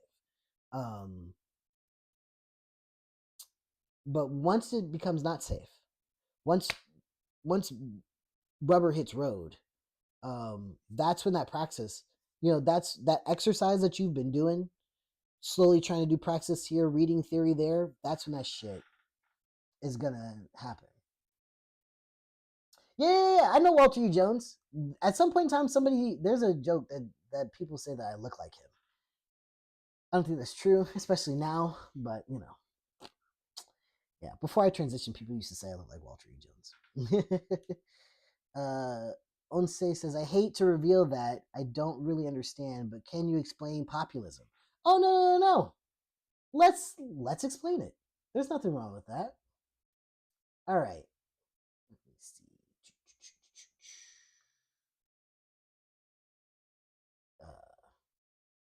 I'm going to pull up. Yeah, this is what we do here. Don't ever be ashamed to ask about something that you don't know, because this is what we do here. We research and we look things up together, right? Because I can give you my understanding of it, but I could be fucking wrong, so who knows? Let's get some direct information. Okay, so which source do you guys want? Do you want Wikipedia or do you want Encyclopedia Britannica? Which one do you feel like you trust more? We can also do Review of Democracy. I think this is from CEU University, some university. That's Scholastic. Yes, I do put sugar on my grits. I will never not put sugar on my grits. That's happening. Yeah. Yeah. It is what it is, homie. Is what it is.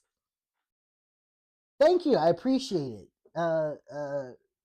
Roost and Bones says, I value your insight and content. I thank you. I'm trying, All right. I'm going to go with, just for simplicity, I'm going to go with the Encyclopedia Britannica for what populism is.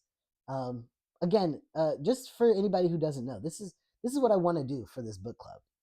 It's not just read out loud and talk about what we're reading, but like actually learning together.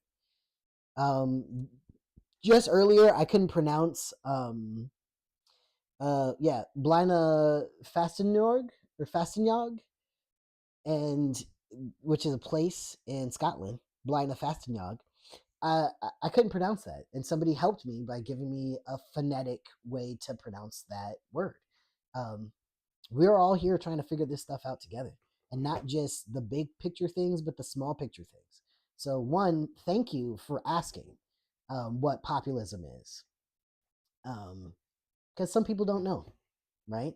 You're not the only one that probably doesn't know, and I can always do for a refresher course on shit, you know. So yeah, let's dive into it. So the Encyclopedia Britannica says that populism is a political program or movement that champions or claims to champion the common person, usually by favorable contrast with a real or perceived elite or establishment. Populism usually combines elements of the left and the right, opposing large business and financial interests, but also frequently being hostile to established liberal, socialist, and labor parties. That's populism. The term populism can designate either democratic or authoritarian movements. Populism is typically critical of political representation and anything that mediates the relation between the people and their leaders or government. In its most democratic form, populism seeks to defend the interests and maximum power and maximum the power or maximize the power of ordinary citizens. So that's the type of populism I fuck with, right? I want ordinary people, power to the people, right? That's what I want, power to the people. Um, so that tries to maximize power of ordinary citizens through reform rather than revolution, right? That I don't think it's not a rather than for me.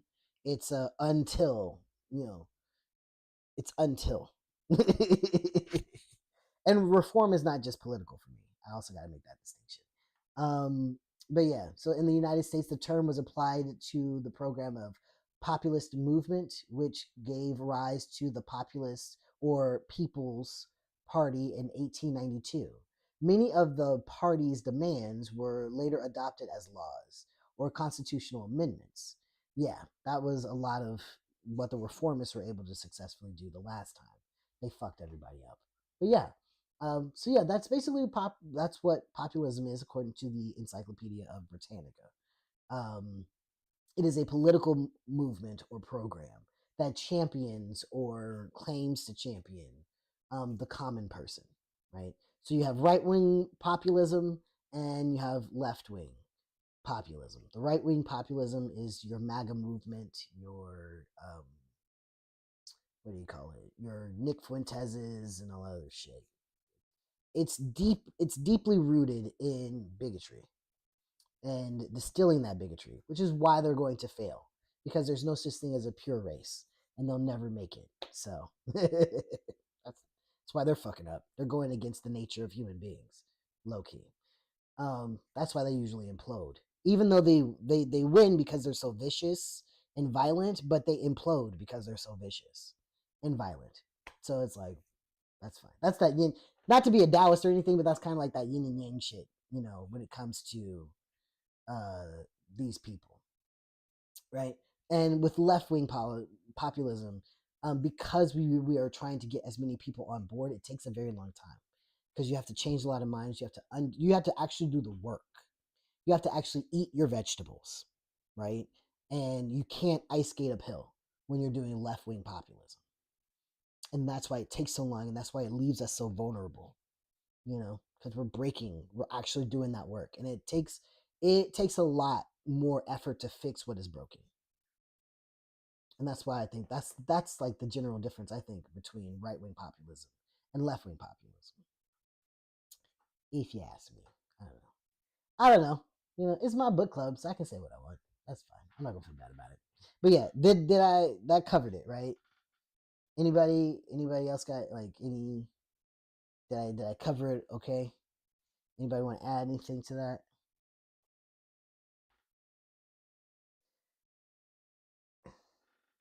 Say says, yeah, but you doing the work here and showing that it's accessible for everyone. Hell yeah, it is. It's because it is. It is accessible. I am not. I people used to say that I'm so smart, Like, especially when I was younger, everybody would be like, "Oh my god, you're so smart! You're so smart." And it's like, I'm really not smart. Really not. I do dumb shit all the time. I bought my ex an apartment when we weren't even together. I do dumb shit all the time. And then after like the third time that she broke up with me, I bought her a box truck for her to fucking convert. I'm dumb. I do dumb shit all the time. But what I am is curious. Good morning. Yeah, what I am is curious. So that goes a long way. I'm curious and confident. I'm confident in myself in a lot of things, which is why I'm confident enough to make mistakes. Very confident. I got the courage to make mistakes. That's the only difference between me and anybody else. So it's like, we can do this together, Fed. This is mad easy. I'll show you how easy it is. You know, let me show you how easy it is. Come do it with me. It sounds like you're kind and generous. I am kind. I am generous. Yeah, but also dumb. Also dumb. I lacked boundaries. Lacked boundaries and all that good shit. But that's a topic for another discussion. A topic for another day. Phil says every flashy moment in history had countless thousands of thankless, unsexy tasks behind it. Facts. Yeah. Oh, Anse says Einstein famously said the same thing. Said he's not so intelligent, just passionately curious. Yeah, I did not know that Einstein said that. But really, it really is that. When you get curious enough, you just find shit out. Figure things out. I've always been like that though. But yeah, there's nothing different. Let's do it. Okay. Sorry for the tangent, but yeah, continuing on. Policies to free up workers' time and increase their pay are also critical to shifting the balance of power between workers and bosses. Those struggling to survive are less able to participate in social institutions or engage in resistance or collective action.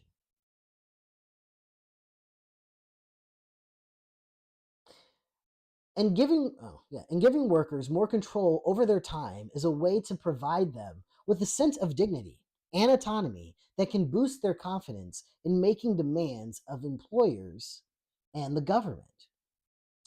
That's true. That's I firmly believe that's one of the main reasons why we never have time to do shit. Is because they know that. That's one of the tricks of their trade into getting us to be obedient. Yeah, that's what it is. Oh wow, AI summary finally got it right. Oh dang! Bye, Trini. Yeah,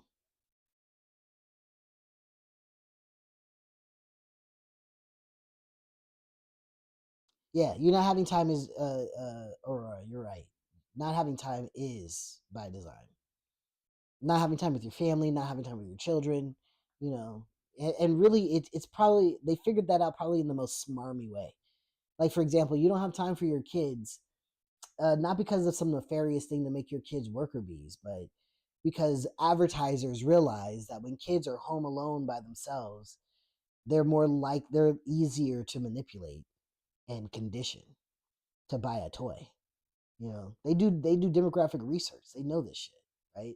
They realize like, oh shit, yeah, you know, we can reinforce how normal it is for a mom to not be able to spend any time with her children because she's working, and we'll make a really cool, relatable commercial about a stovetop food that she can make quick, fast, in a hurry before she goes to slave away, spending the majority of her time at a job that she fucking hates around kids that she can't fucking feed with adequate food. You know what I'm saying? Like this is what the fuck these motherfuckers be doing. It's wild work, you know. Moving to a 4-day work week with no loss of pay is an important first step toward democratizing work, which would also increase employment and allow people more time to participate in collective activities of the kind outlined in the previous section. Other critical policy changes in this area include closing the gap between regulation of the gig economy and formal employment, and introducing a living wage. We must also ensure that workers have the right to refuse work. No worker should be forced to take a poorly paid, dangerous job simply because they have to survive. Some argue this is a case for a universal basic income, but most UBIs are proposed at a level that would not allow workers to survive without work. And handing out cash does little to democratize the economy and could instead reinforce neoliberal individualism and consumerism. Right? So they'll just give. That's one of the reasons why I don't like UBI as well. They can just give you money that you're gonna have to hurry up and give back to these motherfuckers. It's kind of like when you're stuck at work and they tell you that you can eat lunch, you can eat the food from your job, but you got to pay. You're basically giving the job back, like you're cutting your wages in that way. Like that's one way I think that's stolen wages.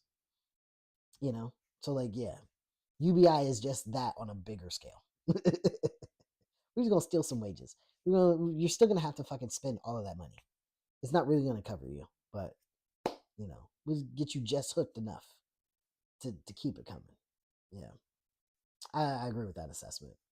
A far better proposal would be to decommodify everything people need to survive by providing a program of universal basic services.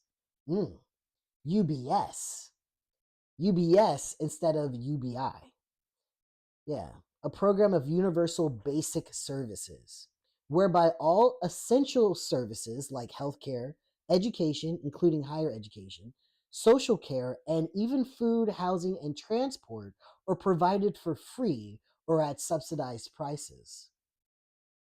Yeah, UBS over UBI. That's a t-shirt. Real shit. That's a t-shirt right there. UBS over like literally UBS, like equation sign over UBI. Yeah. Mm. Everybody's so creative. Sorry.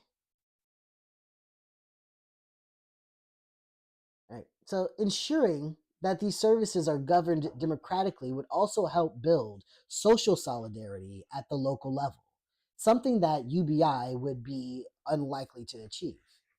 Expanding public ownership of firms, whether at a local or national level, is another key element in the democratization of the economy because it challenges capital's power over investment.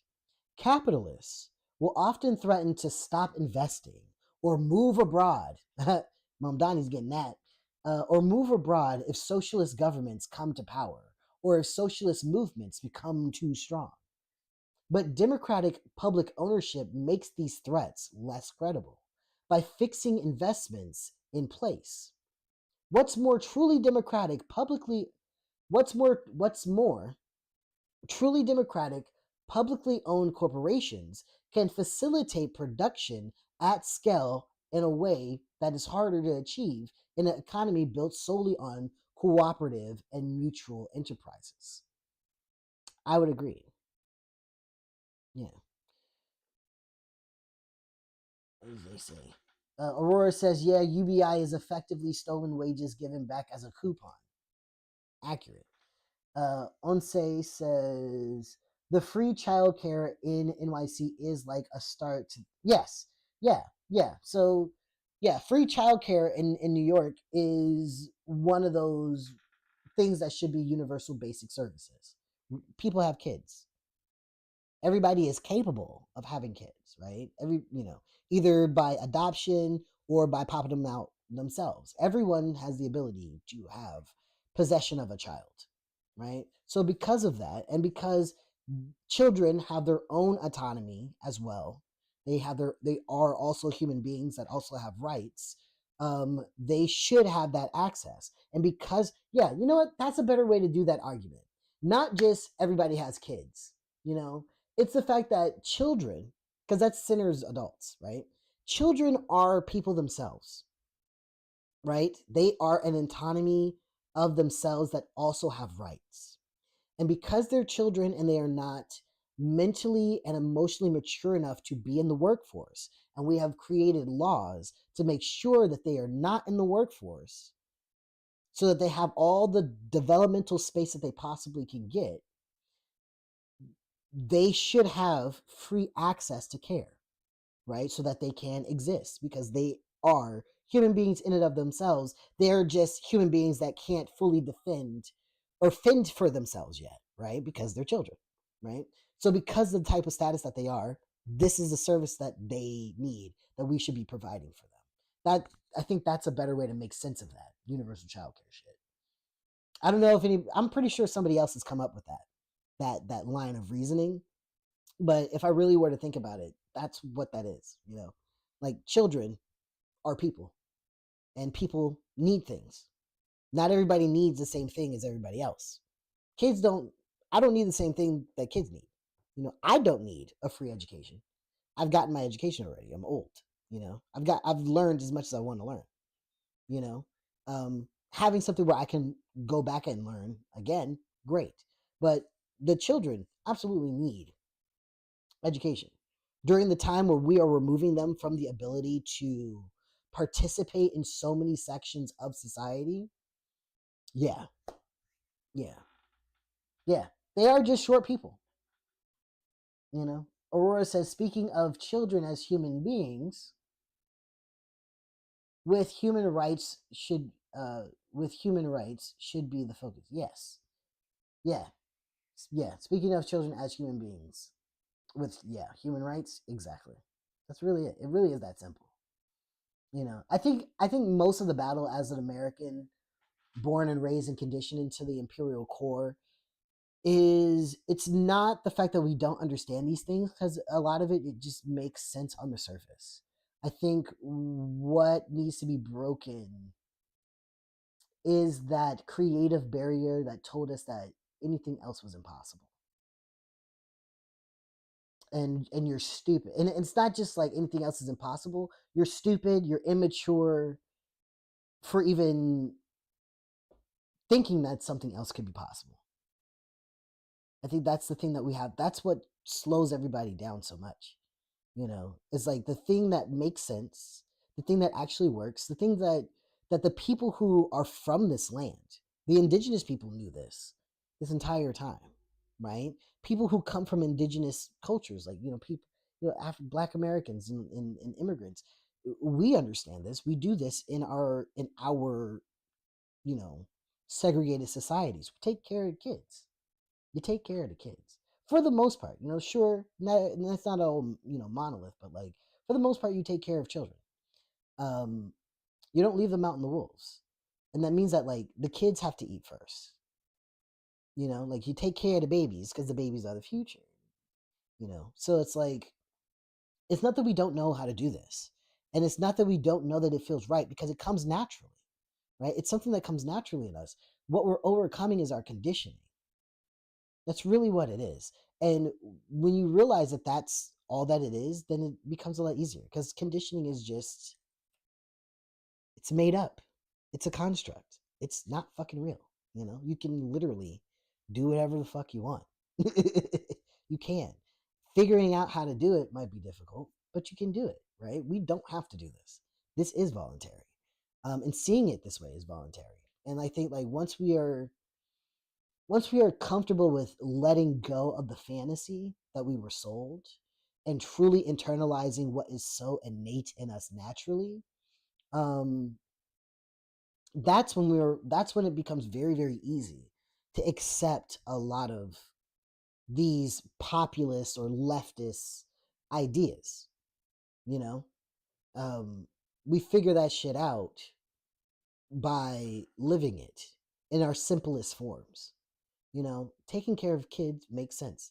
Like, when I'm in a space where there are children, I am, as a safe adult, I am aware that the kids exist. You know, it's like, okay, who's the most vulnerable in here? Oh, that toddler. All right. If anything were to happen and nobody can help that toddler, I accept the responsibility of helping that toddler out of this dangerous situation.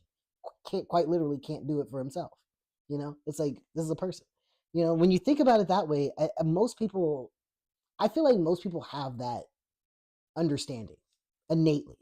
And you just have to do extra steps to either be an edge lord or, be the victim of patriarchy and sexism to not understand that. Like there has to be work that goes behind not just accepting that as reality. You got to do extra shit, because like if you're not an asshole, you're gonna make sure the toddler gets out of the fucking burning building. If you're not an asshole, you're gonna make sure the person with the disability gets out of the fucking building. You got to do extra work to not just do what would be natural. Like, yeah, the person needed help. Like, and we see this when the shit, like, we saw this. Damn, I'm so sorry for doing all these tangents. We're never gonna finish this chapter. This is very much the last chapter. I'm so sorry, you guys. I'll at least try to finish this section. What is this, page 285? Oh god. And we got an epilogue to go to. Yeah. I'm sorry, guys. Maybe I should shut up. um, but like, yeah, when you're not trying to be an asshole, and when you're in like very dire straits, you do what is innate to our species, and I saw this during 9/11. During 9/11, those people, and New York is a very rough ass city. This is like, early 2000s New York. It was still very much like, hey, I'm walking here, fuck you, It was very still much that shit, But when 9/11 happened, immediately people were trying to help each other and help each other survive. People weren't really trying to like, fuck you, let me get out first type shit. I think in some level of panic that did happen. But for the most part, the majority of people were trying to hurry up and get people out. People were motherfuckers who weren't firefighters were running into that building to help get people out. They were trying to, like, if it can happen when we're forced to do it, right? Because of just like the stimuli is so shocking, we can just do that innately, like without the existential threat, in my opinion. I think we can absolutely do that shit. So it's like, yeah, you got to do extra work to be a dick. And the goal is to not be a dick, Damn. Anyways, I'm sorry. All right. I'm not gonna do any more tangents. I promise. Stop asking me interesting things, you guys. The fuck? We never gonna finish this book. I'm kidding. I give myself a time frame from 9 to 12. If wherever we are at 12, it is what it is. I'll see y'all next week. I'll see y'all next week. Or like I'll come back Sunday and we'll just finish it for real. But yeah, continuing on. What were we talking about? Oh yeah, creating time for people. Creating time for people to be able to be in their own lives and have, solidarity and confidence in their society and all that good shit. Where did I leave off? Yeah, I'll just start here.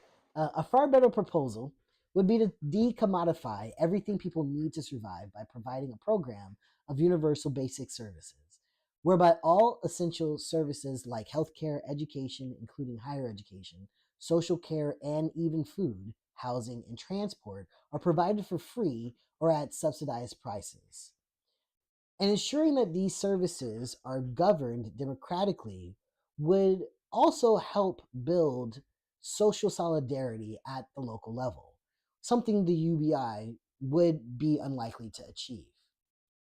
Expanding public ownership of firms, whether at a local or national level, is another key element in the democratization of the economy because it challenges capital's power over investment.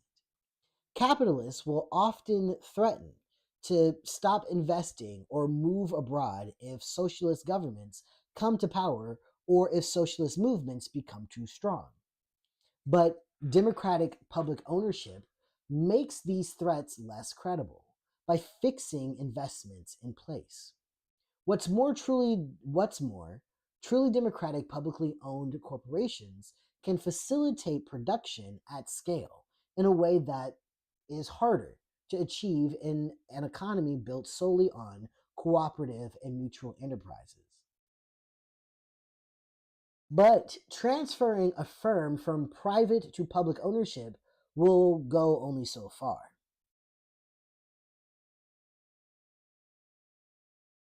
The fact that public ownership is not in itself threatening to capital should be clear from the fact that it remains common in capitalist societies.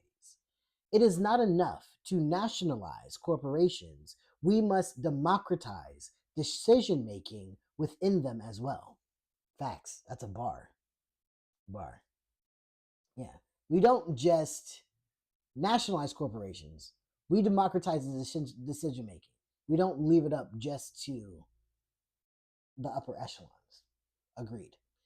The UK think tank We Own It has outlined some proposals to show how this might be achieved in practice, creating a collective organization to represent citizens on the boards of publicly owned corporations, allowing them to vote on corporate governance procedures, formalizing trade union and civil society representation in publicly owned corporations, both on boards and throughout the organization, and establishing participatory budgeting.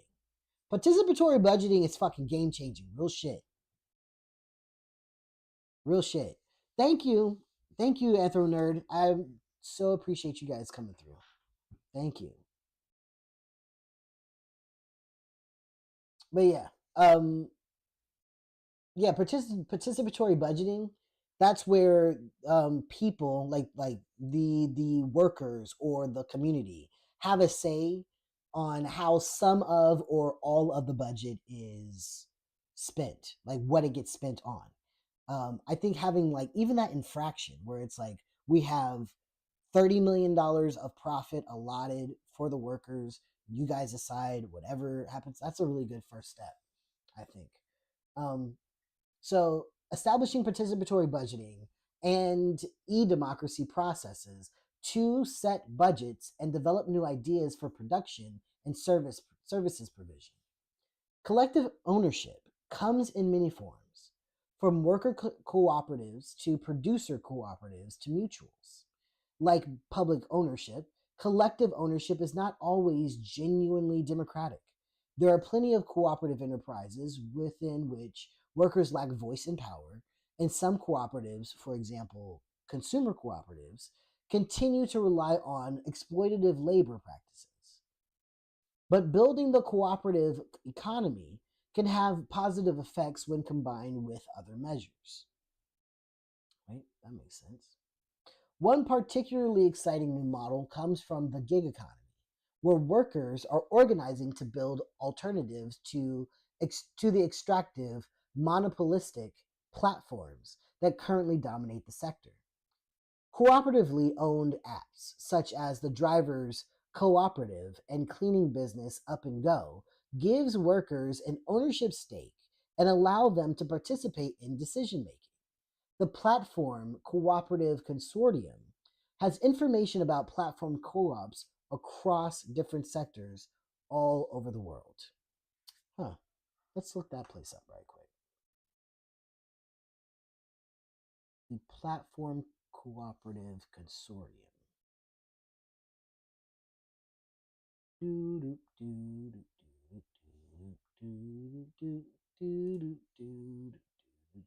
Just see what this is. What this is. Because that's one of the fun things about reading books is like when they suggest some shit, you're like, oh fuck, what is that about? Let's see.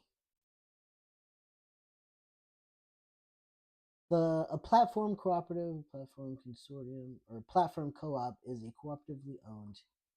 Oh, okay, here it is. PCC is a global research and organizing network that serves as a hub for starting, growing, and converting digital businesses into platform cooperatives. Anchored at the New School. Word!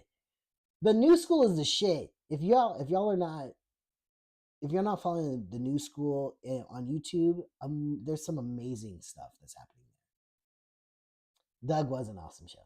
Doug was the shit. But yeah, there's some amazing information, amazing like just learning. So I really, really fuck with the New School platform. But yeah, okay, so cool. Anchored at the New School through the Institute for the Cooperative Digital Economy, or ICDE, the consortium supports hundreds of platform co-op businesses with tens of thousands of worker owners worldwide. Word, word, word. That's what's up. What a website? Where the website? Out here. Maybe. Well, if you're on YouTube, you're watching me like actually do this. Okay. So that's like one incentive. If you guys are here on TikTok, I do this on I'm also live streaming on YouTube and shit. So you can like see the book, see what it is that I'm researching, all that stuff there, and I have this mic. So, you know, you can hear my voice a little bit better than on my phone. But yeah, all of that shit. All that and all that jazz. So okay, this is the platform cooperative cooperative oh my god. Cooperativism. Cooperative is cooperativism. Cooperativism. Cooperativism. God dang. The Platform Cooperativism Consortium. This is the website. Had to sound that shit out for a little bit, you guys. I'm sorry. All right, cool. All right, yeah. This is what the website looks like. If anybody's like interested, definitely check this out. That's dope. Word. Okay. Back to the readings. Boom. I'm gonna keep that tab up. I'm gonna keep this tab up just so that like all the things that we have looked up and shit that are important we can go and get. I just got here. What was the website, real quick? Oh yeah. It is called the Platform Cooperativism Consortium. So, and the website address for those of you who are here and not seeing me on TikTok or on YouTube, it's platform.coop. That's the website. So platform.coop.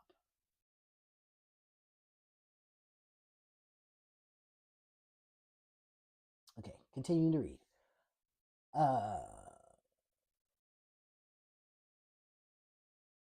Supporting co-ops as part of a community wealth building agenda can help to tackle the power of the outsourcing giants, as well as allowing local people a greater say in how their public services are owned and run, while providing good employment for worker owners, as in Preston and Jackson, Mississippi. Agricultural cooperatives can play a key role in protecting the environment and the rights of those who live in it. As we saw in Ciudad Futura, Argentina, the UK based New Economics Foundation, another great foundation to follow, has several policy proposals. I'm going to do here.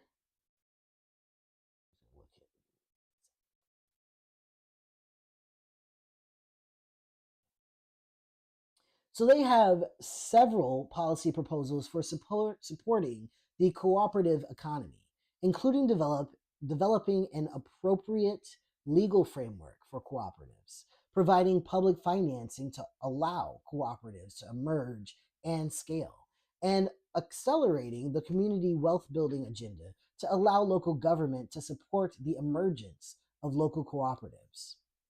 That's pretty dope. Worker ownership is an even more radical option. One of the best known historic attempts, to expand worker ownership is Sweden's uh, Meidner Plan. Meidner Plan? Probably Meidner Plan. Probably Meidner. In the 1970s, trade union economists developed an initiative to steadily socialize ownership in the Swedish economy by requiring all companies above a certain size annually to issue new shares that would be transferred to a worker fund. In this way, workers would become owners of the firm in which they worked. Ooh. Worker representatives selected through the unions would then take seats on corporate boards, corporate boards on behalf of the company's worker owners. In the UK, the Labour Party developed a similar proposal through which large companies would have to place a certain portion of their shares each year into a worker fund that would confer some decision-making power and distribute dividends.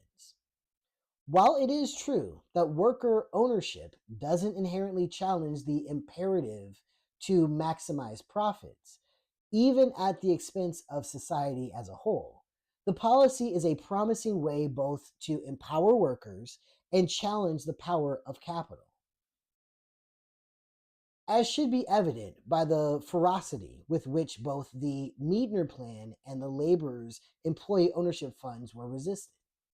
Another proposal is to establish a European directive on minimum standards for the right to information, consultation, and worker representation on boards of directors.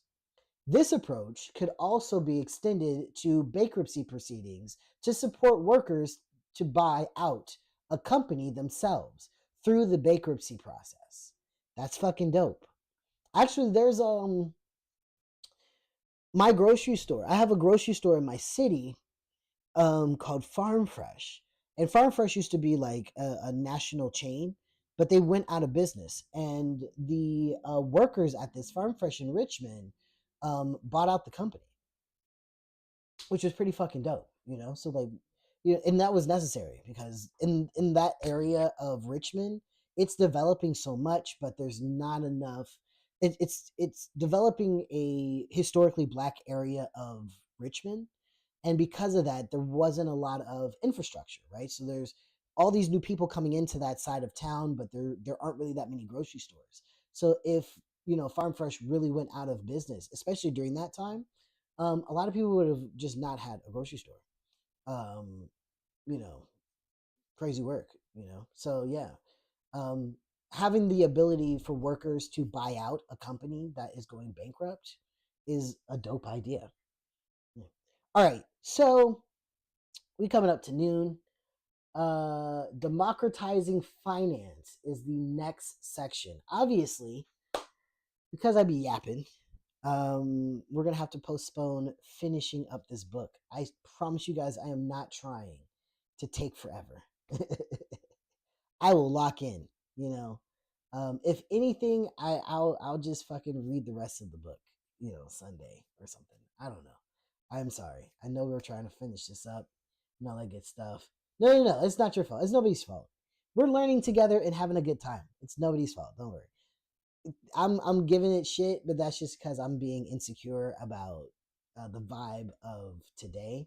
But if as long as you guys enjoy it, as long as you guys don't mind the tangents and you don't get frustrated about it, I'm cool with it. It really is what it is. Um, but yeah, we're all learning together, and I enjoy everybody asking questions. I want you to, right? So from 9 to 12, that's just whatever we get to is what we get to. Yeah. Okay. Banana says here for the tangents. Appreciate it. Yeah. No, you're not the only one. I start tangents all on my own. You guys ask really good questions, very important questions, and I enjoy learning with you, and processing with you. I enjoy that. It's a fun thing to do. So I'm not tripping about it at all. Not really, anyway. But yeah, we're coming up to that time of we found a stopping point. For those of you who are just getting here, or this is your first book club or whatever, we were reading Vulture Capitalism. Let me zoom out so that the people on the YouTube of views can see this. We were reading Vulture Capitalism by Grace Blakeley. We are on the last chapter. Thank you, appreciate it. We're on the last chapter of this book. We've gotten through such a journey and all that good stuff. I think we really there's like a lot of encouraging things that have popped up.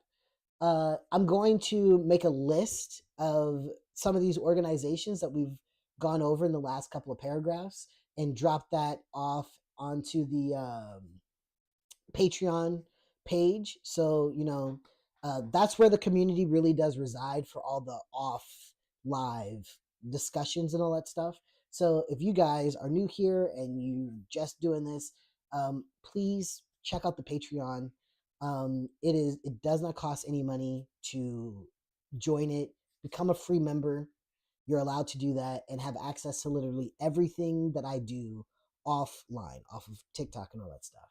I'm in the process of revamping everything on the Patreon and this TikTok and my YouTube channel and all that good stuff. So, this is very much like under construction, but we're still here doing the thing.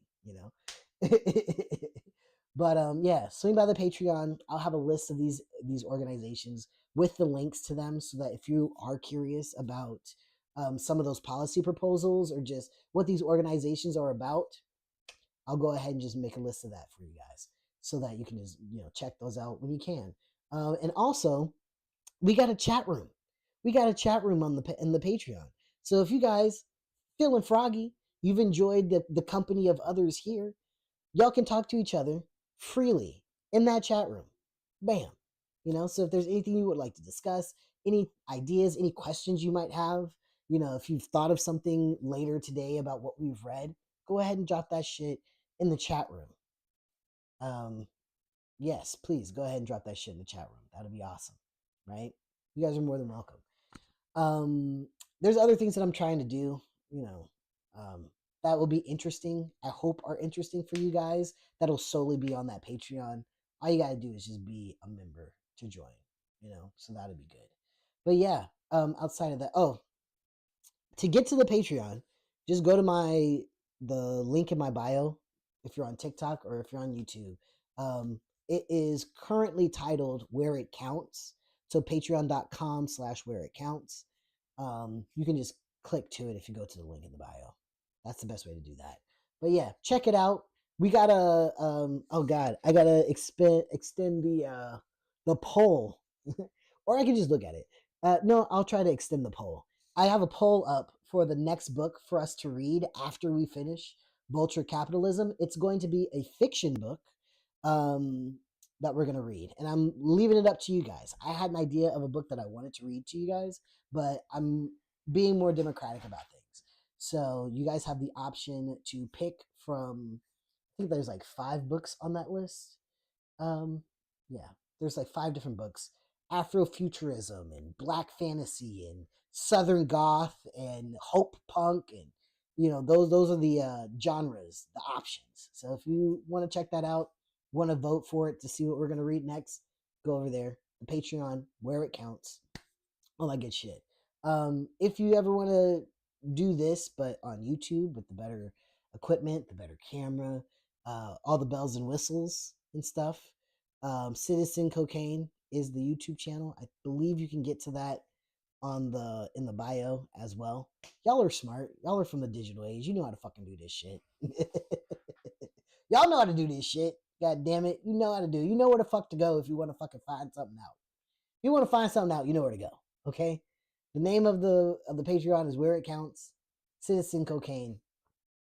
You'll find it. You know what I'm saying? Cocaine with a K. COKANE. But yeah. With all that being said, thank you guys so much. Some of you guys are new faces, new people coming through. I'm glad that you were here and you shared some of your Saturday with me. I'm glad to share some of my Saturday with you guys. It's always a pleasure. It's always dope. It's always calming, and it always recharges my faith in humanity when I do this book club. You guys are very much an example of how it can be better. You guys are an example of you're not just an example, you are proof that there is better out there. And there are like-minded people who want to do better and really want to seize the opportunity to make life better for everybody. So thank you, Anse, for finding me on YouTube. But yeah, like, I appreciate you guys so much. I appreciate all the questions that you guys ask. I appreciate all the tidbits and the conversation that you guys produce. I appreciate all of that. So yeah, it's always a pleasure to do this with you guys. But yeah, so appreciate you. Much love and all that good stuff. I have sayings and all that, So I ask you guys on until next week. Please be good to yourself. Please be good to others. You know what I'm saying? Understand that only justice is going to bring peace, and when at all time possible, do what's right, not what's legal. Okay. And the last one is, remember, it's not rocket science. It's just community. That's all we need. It's just community and shit. All right, y'all. But yeah, I will see y'all next time on the flip side and all that good shit. Okay. Love you. Bye.